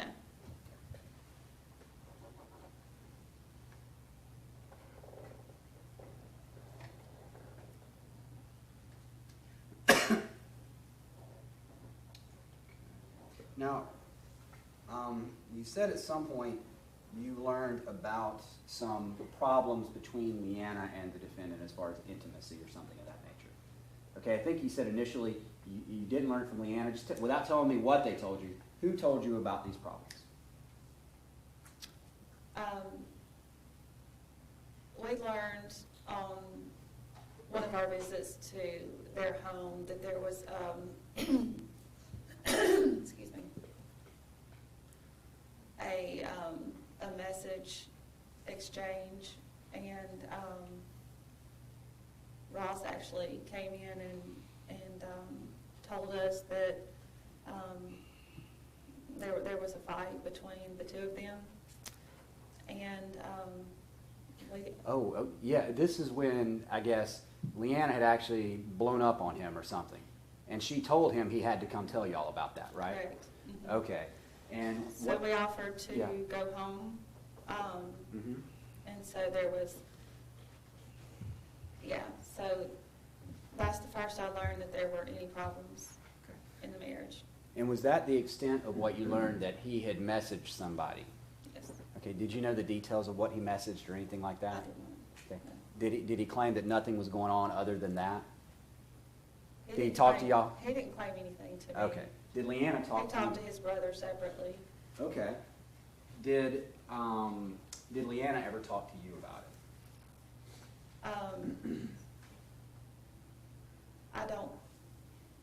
I think she was very upset, and crying. We ended up staying the night and left the next day. We didn't have any big heart-to-heart about it. I think we wanted to let them work things out amongst themselves, and we didn't talk much about it. And when that happened, were you shocked? I was. Okay, so nothing the defendant had ever done toward Leanna or anything in their relationship ever led you to believe he would do something like that, correct? No. And the last time you saw the defendant with Cooper and Leanna, that was in Memorial Day, or during that weekend, correct? Yes, that's correct. Okay. So did he ever, in May after that in June, you don't know what was going on in their house or in the defendant's life, do you? Other than what he shared with you? Yes. Okay. Did he ever tell you that his job situation was going south? I would object to the characterization. I don't think that's been the evidence. I think their own witnesses basically said his job was going south and he was having problems. I'm going to object You to can that. ask. Okay. Let me rephrase it. Did he ever discuss with you that his job was going poorly? That he was not doing well at work? That he was unhappy? No, don't feel like, I don't feel like it was portrayed that it was going poorly. Okay. I think he was just looking at a different opportunity. Okay, so if it was, that was something you didn't know about him, correct? That he had this going on in his life? That he was unhappy with his job? He told us that he was going for a different, interviewing for another job, and told us that he didn't get the job, but that's Okay. all we knew. Okay. You didn't know how that had affected him or if it had made him sad or anything like that? No. Did he ever share with you anything that he was, his breaking point was pretty low toward the end of May? He No. never shared anything like that with you, correct? No. And as far as you knew, you just knew that he had messaged some girl. Did you ever come to find out that he had expressed that he was in love with a younger girl, 18-year-old, 19-year-old? I don't think that's something he would share with his sister-in-law. Exactly. And that would have shocked you, correct? Yes. Right. You would agree that if he was doing that, if he was seeing prostitutes while Leanna was asking him to come home and be with the kids, if he was messaging underage girls and things like that, that he pretty much had everybody fooled about who he really was.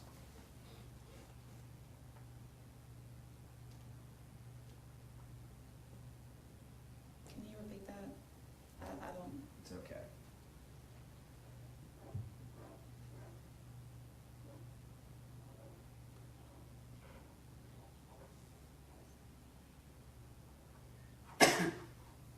Now you said that you like to ask questions and things like that. I like to play Trivial Pursuit. He was good at it. He's a smart guy, right? He was. He remembered is. a lot of things, correct? He had a lot of knowledge in his head. He did. He does.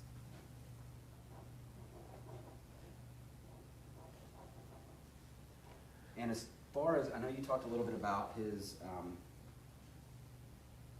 personality in restaurants and things like that, and how he would react and talking to other people and things like that.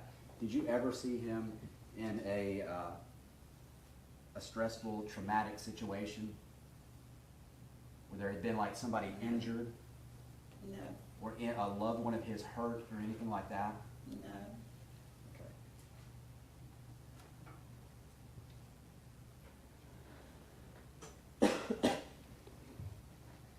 I think that's all I have, Judge. So the weekend at Fort Walton at your folks' house, a couple of weeks before Cooper died, did Ross appear to you like he was about to, he was at some sort of breaking point, like he was about to fall apart emotionally? No, he seemed very relaxed. Happy to be with family. And all this stuff we've talked about, is it still your opinion that Ross loved his son? Very much. Okay, thank you. Just on that limited basis. He said he seemed happy, not depressed, and seemed to be happy to be with his family down there, correct? Yes. Did you know at the same time those pictures he was taking of the family he was sending to an underage girl? No.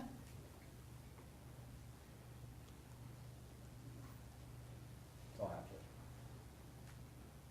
I don't have anything further. Let's take our afternoon break. Close notepads, open minds, the best of. Y'all have a good break. Let's all rise for the jury, please. Watch your step going down.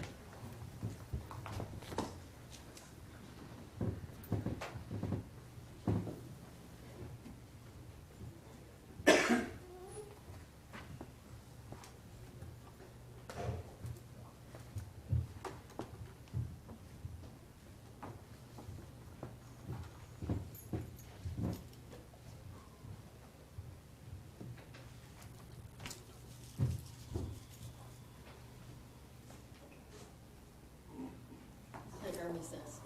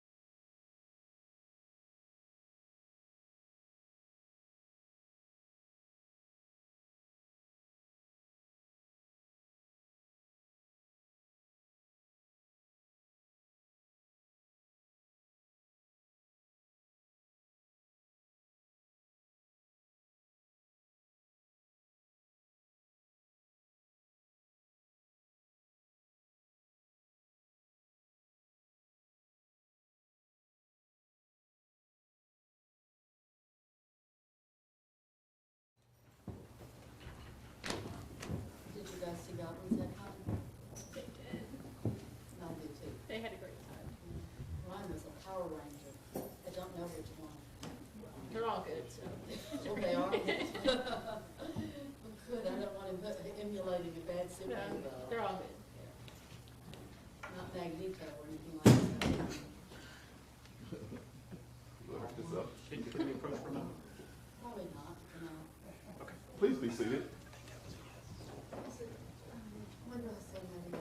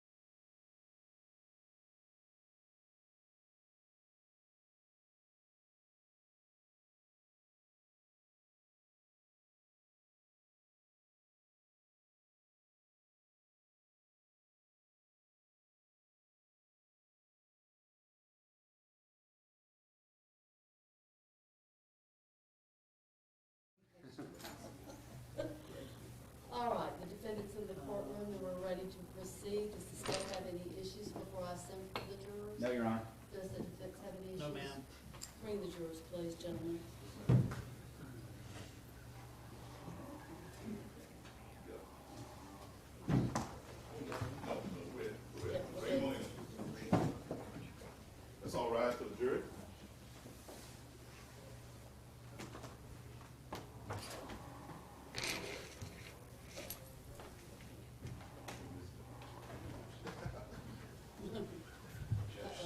Uh-oh, Mr. Chairman. I'm sorry for that. Oh, no, that's okay.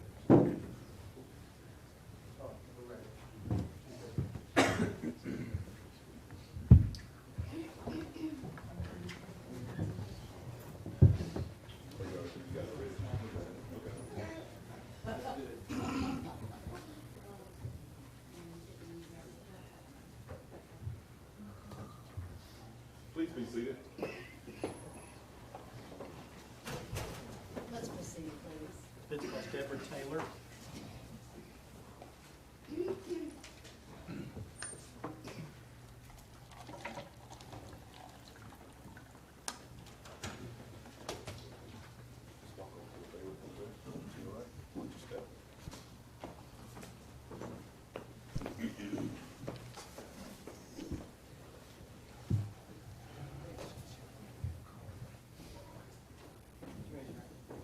You solemnly swear or affirm the testimony you speak to the court and true or receive will be the truth, the whole truth, and nothing but the truth, so help you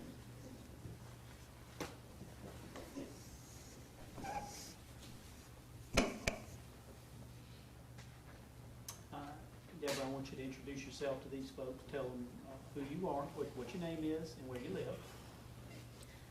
I'm Deborah Taylor. I'm Leanna's mom. I live in Demopolis, Alabama. I know this is not where you want to be, so I'm going to keep this very short, okay? While your daughter was married to Ross, did you have a chance to regularly visit with your grandson, Cooper? I did, just about twice a month.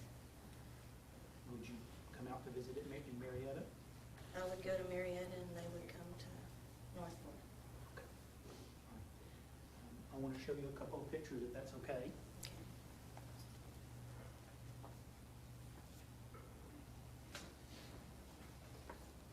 72, 73, 74. Deborah, I'm going to show you what's been admitted as defendant's exhibit 172, 173, 174. And I need to know if you recognize those photographs that are in evidence. I did. It was taken after we hiked at Kennesaw Mountain, or Kennesaw Park, I can't remember what it is. But on April 20th, because it was Easter weekend.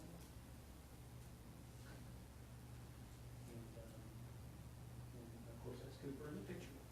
That's correct. He's a little fussy and flash caused him some distress. And he's in the car seat that was usually in Ross's car, the red car seat that we've seen, right? Right. And how do you know that these were taken on April 20th of 2014?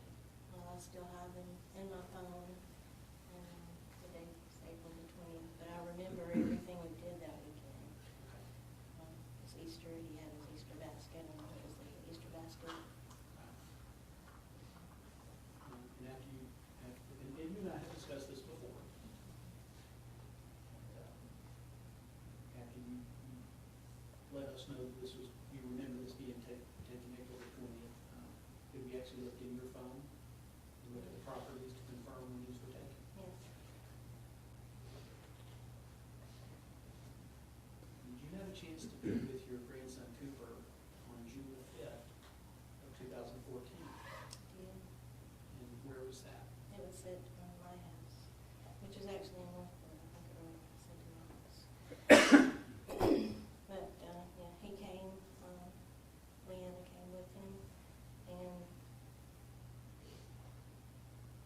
I took him to Demopolis. That's where my parents live. And I I took him to Demopolis to pick up my mother, his great-grandmother. And he fit in that car seat, just like he's fitting here. On June 5th, a few weeks after you took these photographs on April the 20th, you're telling us that the way he fit on June 5th was the same way he fit as depicted in these images. Yes. He was a little boy.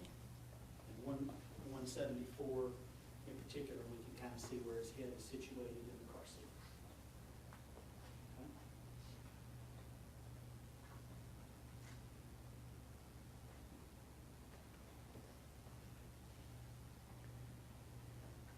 Deborah, I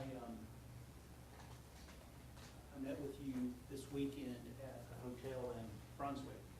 Do you recall that? I do. Do you recall that I asked you to look at another picture I do. that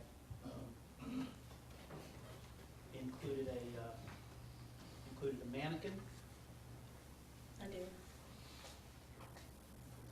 I'm on 9:07 and 9:30. Okay. I'm going to hand you two more images. These are in evidence as well. This is a photograph of the car seat with the mannequin. And I want to show you 9:07 and 9:30. Do you remember me showing you these photographs? Have you seen them before? Mhm. All right.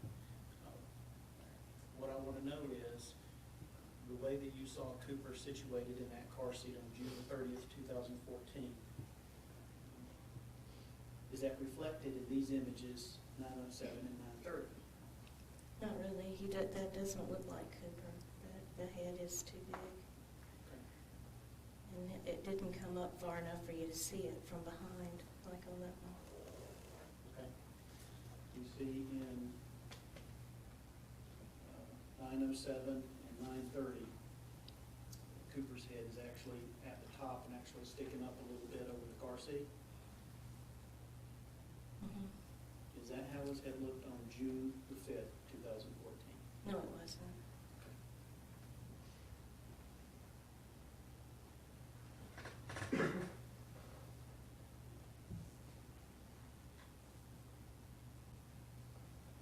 Deborah, did you ever have the opportunity to drive Cooper around when he was in the car seat in your car? Yes. Okay. And do you have any recollection of whether he was the kind of little fellow that was fussy in his car seat or easy to fall asleep? He would pretty much fall asleep. He was a very good traveler. Do you recall sharing with me a particular anecdote about him falling asleep after? I do. We went to see his great-grandmother, and we fed him lunch. I made him a grilled cheese sandwich, and he kept telling me it was too hot. He sent me back to the freezer three times because I think he thought it was funny. And finally, he ate his sandwich. We got our things together, and we went back to Northport. And my mother sat in the back with him, and we went about a block, which in Demopolis is not very far. We went that block, and I looked back at her, and I asked her,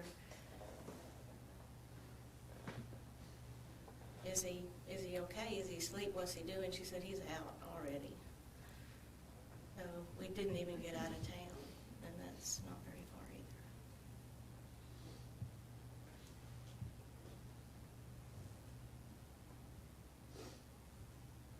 I'm not going to ask you anything else. Good afternoon, Okay. ma'am. Do you remember giving a statement to an investigator for the defense back a couple of years ago, July 7th, 2014? sometime soon after Cooper had passed away, do you remember giving a statement to the police? To the- Or not to the police, I'm sorry, to the defense's retained investigator? You remember talking to them? Yes. Okay. So this story you're talking about, is that what you talked to the investigator about that day a couple of years ago, that anecdote about him falling asleep quickly? I don't remember. That's been a while ago. Okay. Would your memory of how that went down, would it have been better back in 2014 or today?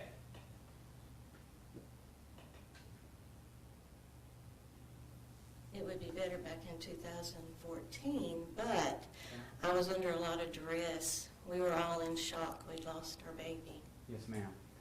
Do you remember telling the investigator then that this car trip, okay, did you say that you were leaving Northport going to Demopolis? Correct. Okay. Do you remember telling the investigator back then, wait, okay, let me make sure. Where were you leaving, Demopolis or Northport? I lived in Northport. Okay. And my mom lived in Demopolis, or lives in Okay. Demopolis. All right. And so you were was anybody in the car with you other than Cooper? Just Cooper was in the car with me. Just Cooper, okay. And you were driving? I was driving. Okay. And what car were you driving? 2009 Camry. Okay. Do you remember talking about back then, you actually, this was in the morning when you left, that you left to go to Demopolis at 10:51 a.m.? Okay. Yes, I texted Leanna. Okay. And so, you said you had a grilled cheese lunch. Was this like an early lunch, or is it possible it was some type of breakfast, or do you remember exactly? I know it's been a long time ago. Well, he'd had his breakfast, and he fell asleep going to Demopolis pretty quickly, too. Okay. So from Northport to Demopolis, that's what you're talking about, where he fell asleep quickly? No. Okay? It's on the You way. mean what I Let's talk about first, what did you tell the jury about? And I'm sorry if I'm confused. Which trip were you talking about when you were talking about how Cooper fell asleep fast? when I was talking earlier, Yes, ma'am. before you? Yes, ma'am, yes. Okay, that was when we left. We had, played and visited a little bit. Okay. And then he had some lunch, or late lunch, I believe it was, and then we got in the car to go back to Okay. where I live. All right. And when you talked to the investigator back in 2014, you didn't tell him about that part, did you? You told him about the trip to Demopolis. Let me ask you this. Have you looked at the report that the defense investigator did talking about your conversation with him? No, Okay. And if he said that your conversation with him was only about the trip to Demopolis that morning, would that be accurate? what do you mean? What I mean is, if a defense investigator if he wrote down at the time he talked to you what you told him, and he only wrote down that you told him about the trip to Demopolis, is it possible you only told him about that back in 2014? I doubt it. I would have told him probably told him about the sandwich. Okay. That was so memorable. So, we'll have to talk to him about that then, about what actually was said, okay? Thank you. Now, you stated then, back then, I think, that a different part of it, that you think you'd gone about a half mile to Highway 69, going to Demopolis. Is that about right? From your house to Highway 69? While I'm in Northport, or my No, apartment. I'm going, okay, yes. If you're taking Cooper from Northport to Demopolis, leaving your house, it's about, I think you told the investigator, it's about a half mile from your house to Highway 69. Is that correct? It is, yes, about maybe just a little bit under 0.5, because I measured it when I was doing some walking. Okay. And you said that you never heard a sound from Cooper the entire trip to Demopolis, correct? Correct. Okay. And you weren't looking at him, you didn't know exactly when he fell asleep, do you? It was quick. You can tell when they're asleep. Okay. Well, what I'm saying is, you're assuming based on him not making any noise that he was asleep within 0.5 miles, correct? I know he was asleep. Okay. And how is that? Because I knew it. I know it. I was in there with him. He was talking to me and making noises, and then he went to sleep very fast. So you knew he was in there with you. You were cognizant of him. You didn't forget him or anything, did you? No. Okay. And was he pretty close to you then, enough for you to hear when he was falling asleep or when he was awake and making noises and things? He was in the back seat. Yes, I could hear him. Okay. He was on my right side. Okay. And so those pictures the defense showed you, I don't know where they went. Took up your back over your brain, what's on the box.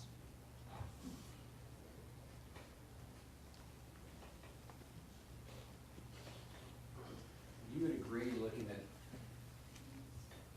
State's Exhibit 173, Cooper's head is well above the little Chico sign, correct? Well, you see, Cooper has this adorable little cowlick there that makes his head look a little bit higher. Okay. Are you saying that that picture that's not accurate? No, the picture's accurate. Okay. And you agree that his head's coming up a good bit above the Chico sign right there, correct? I would say it's right to the top of it. Okay. Ma'am, we're looking at this photo right here, correct? And you do not agree that his head is above that little Chico symbol? Well, it looks like it's above it because you have the hair to put it to add to it. Okay. But if you look at that one, And let's You look can at see. 174. In 174, it looks like his head is above the Chico, and it also appears he's leaning forward. Would you agree with that?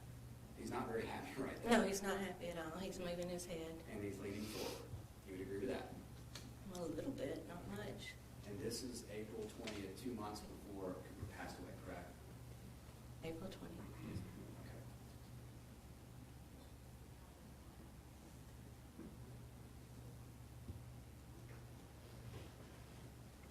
Okay. And again, looking at State's Exhibit 172, it looks like in this picture that Cooper's head is almost up to the top of the car seat, correct? No, I see the top of the car seat right here. Right, and, excuse me, would you agree it looks like his head is almost at the top of the car seat right there? Well, it's getting close, but it's not there. Right, and so this picture is down from looking straight at Cooper taking the picture, correct? This isn't an angle from sitting in the driver's seat looking down or looking over at the car seat. I'm sitting beside him in the back. Okay, that's what I'm saying. You're in the back seat with him from this Mhm. angle, and you're shooting a photograph at him, correct? Mm-hmm. And so that's not a photograph, not of you from sitting in the driver's seat with the child right there. Would you agree with that? Yes. Okay. And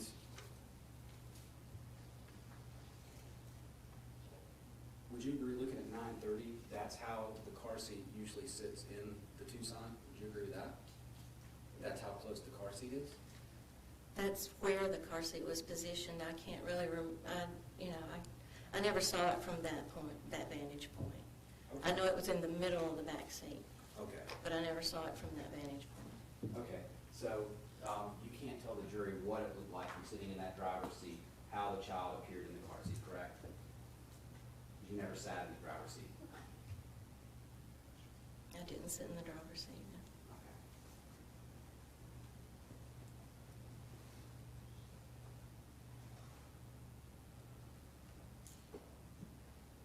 Okay. I think that's all I have, man. Let me just make sure.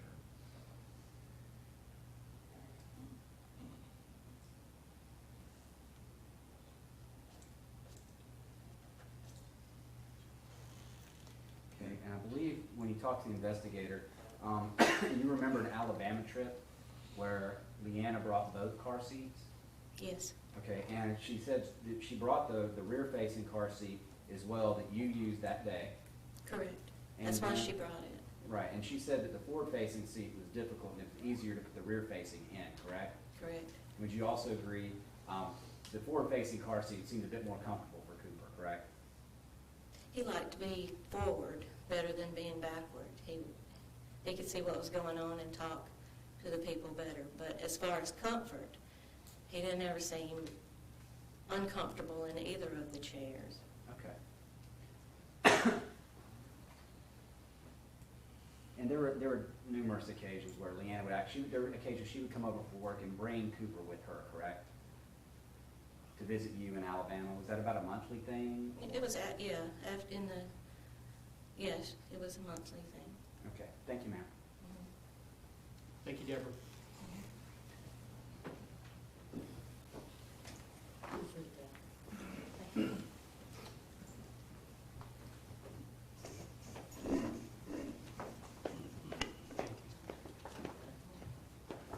Judge, I would make a motion to recess for the day, please. No objection. Y'all should laugh. We should all laugh at that. Given the time and the circumstances, I find that reasonable. Let's resume at 8:30 in the morning. Keep an open mind and don't discuss it with each other or others or let anyone speak with you about the case. Take your notepads and leave them in your jury room. Remember that what comes to you about this case must come to you through this courtroom and through no other vehicle whatsoever. Have a very pleasant afternoon and evening, and I'll see you.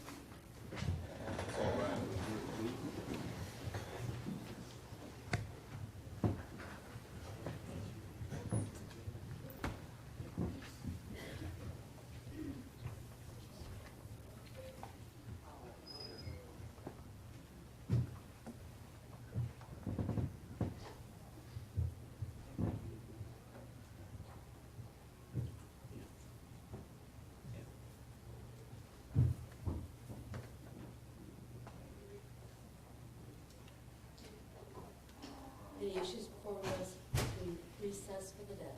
No, Your Honor. Just real briefly, Judge, you had sustained an objection Please be seated. when Angie Bond was testifying. And I requested an opportunity to do a proffer. Go ahead. I've looked back on what it was that I was going to ask about, although I think it was relevant. I'm not going to insist on a proffer. I do, however, want to bring back to the court's attention a matter that we dealt with last week. I subpoenaed part of the state's file, part of the police file, and it was the subpoena was not honored, and the material was not provided to me, and we took it up, and the state objected on discovery grounds. And then I later came back, and in particular, Judge, what we're talking about is the material that came from the FBI to Detective Stoddard's possession. And then my understanding was it went from Detective Stoddard's possession into evidence, and then at some point it went to Mr. Boring or the DA's office. And I believe what was agreed upon, I later requested that for purposes of the record and a proffer, that a copy be provided to the court and marked, so that for purposes of the record, we would have it. So with that extremely long-winded intro, at the end of the day, I'm asking, has that been done? Has the court received that proffer yet? You have not, Judge, and I'm sorry. Thanks for the reminder. I completely, it slipped my mind in the middle of everything, so we'll take time over the next day or so to get that into the record. Thank you, Judge. That's all I have. I'll just remind you all that these things can kind of be discussed before you bring them to me. But otherwise, everything's fine. All right, see y'all in the morning. Have a Thank good you, night. Judge. Thank you. Yeah, I got it.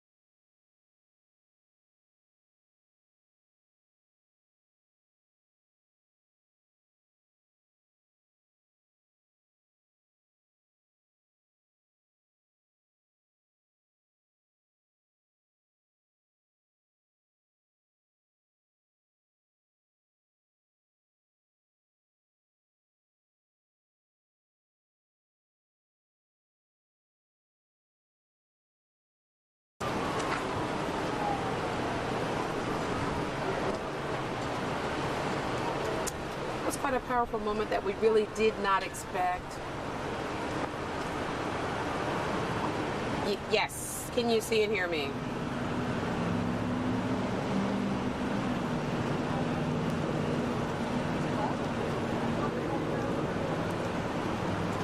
Ten four.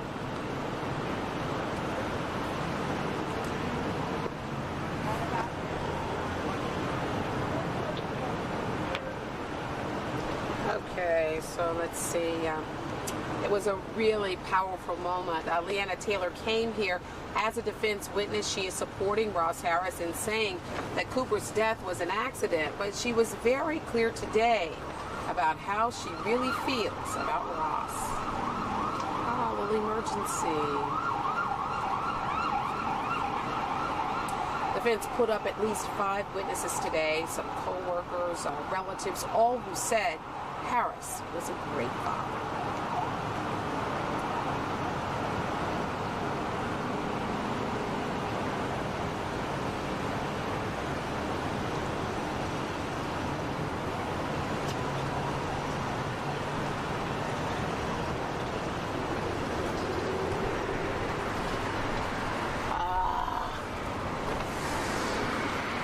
One, two, three, 3, 2, 1. The wind is killing me.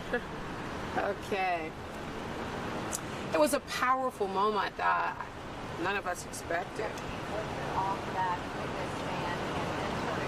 I'm sorry, repeat that. Hello, hello, 1, 2, 3. It was a powerful moment that we just did not expect. Leanna Taylor came here as a defense witness. She is supporting Ross Harris in his narrative that, well, I shouldn't say his narrative. She's supporting Ross Harris's position that this death of Cooper was an accident.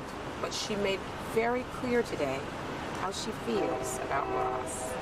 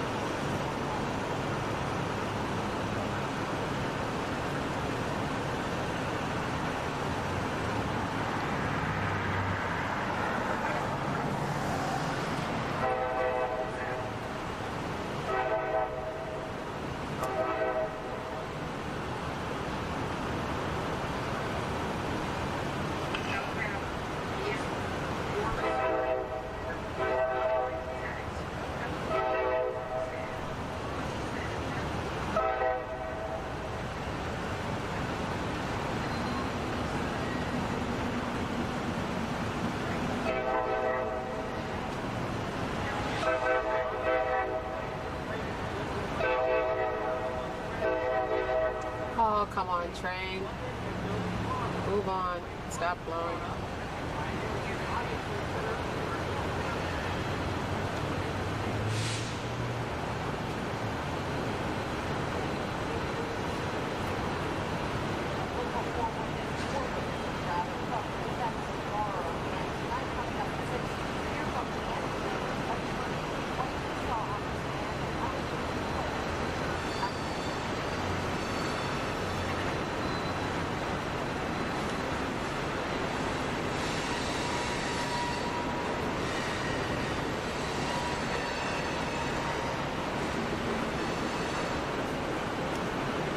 Hey, I can't hear her anymore.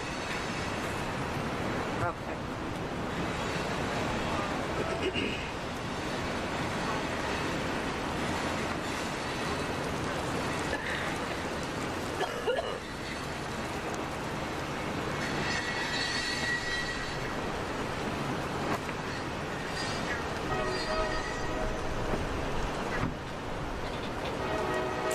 Tom, you know, it was quite a powerful moment that we really did not expect. Leanna Taylor came here as a defense witness. She is supporting Ross Harris's position that Cooper's death was an accident, but she also made it clear how she feels about Ross now.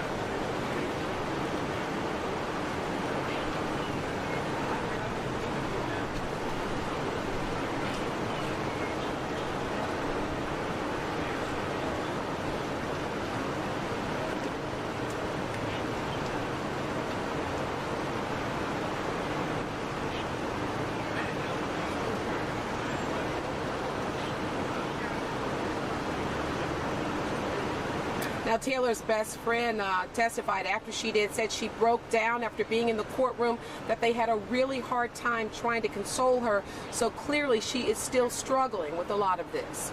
Reporting live from Brunswick, Angelique Proctor, Fox 5 News.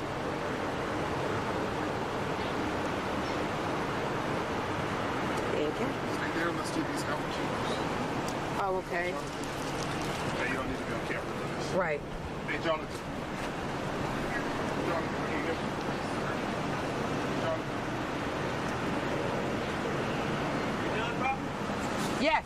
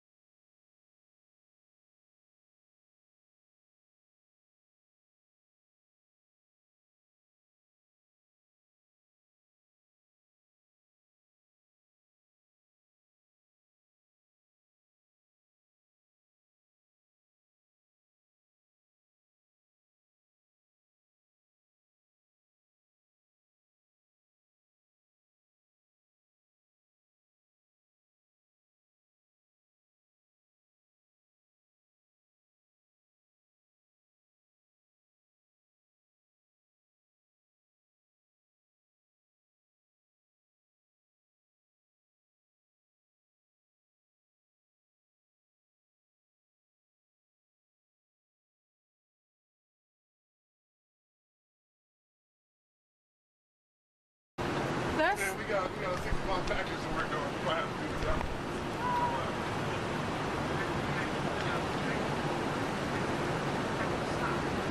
Good job, Proctor. Good job. You got a shot at the morning office, right? yes. Okay. All right. Let's do it, Proctor. 3. Are they rolling? Hang on. Yes. 3, 2, 1. In Brunswick, Georgia, Angelique Proctor, Fox 13 News. 3, 2, 1. In Brunswick, Georgia, Angelique Proctor, Fox 35 News. 3, 2, 1. 3, 2, 1. In Brunswick, Georgia, Angelique Proctor, the local station.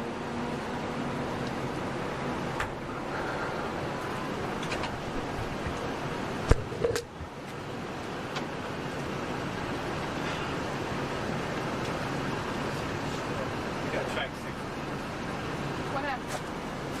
You got a lot of noise over here. There's something in the back. Sit in the truck? good? Yes, sit in the truck. Very good. Start no. Sit in your truck. Sit in my truck. Oh, what you said his name was again?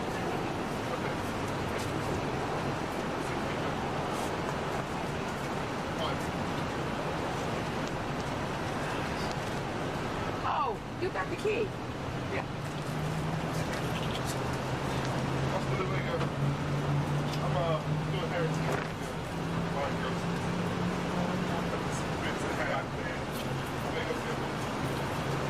Which one? Whatever happened to you working out? Yeah. As soon as you put on your clothes, 6:30. Testing, 1, 2, 3, test, test, test, test. Testing, 1, 2.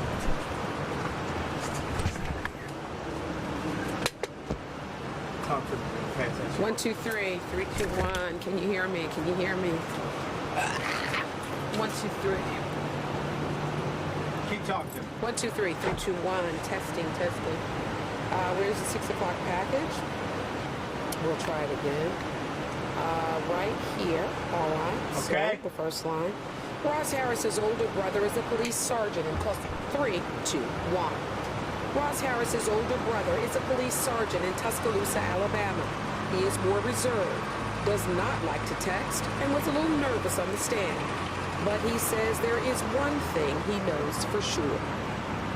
Track 2, 3, 2, 1. Harris dropped his head and wept as his brother testified. Michael also told jurors he was unaware and totally embarrassed about the unscrupulous sexual behavior Harris engaged in outside of his marriage. 3, 2, 1. The defense introduced jurors to several people like Leanna's best friend, Angie B, and Cooper's grandmother, Deborah Taylor, all who said Cooper was Ross's ward. Last track, 3, 2, 1. But the biggest moment of the day was arguably when Leanna she's Taylor, 3, 2, 1. But the biggest moment of the day was arguably when Leanna Taylor told jurors how she feels about Harris now.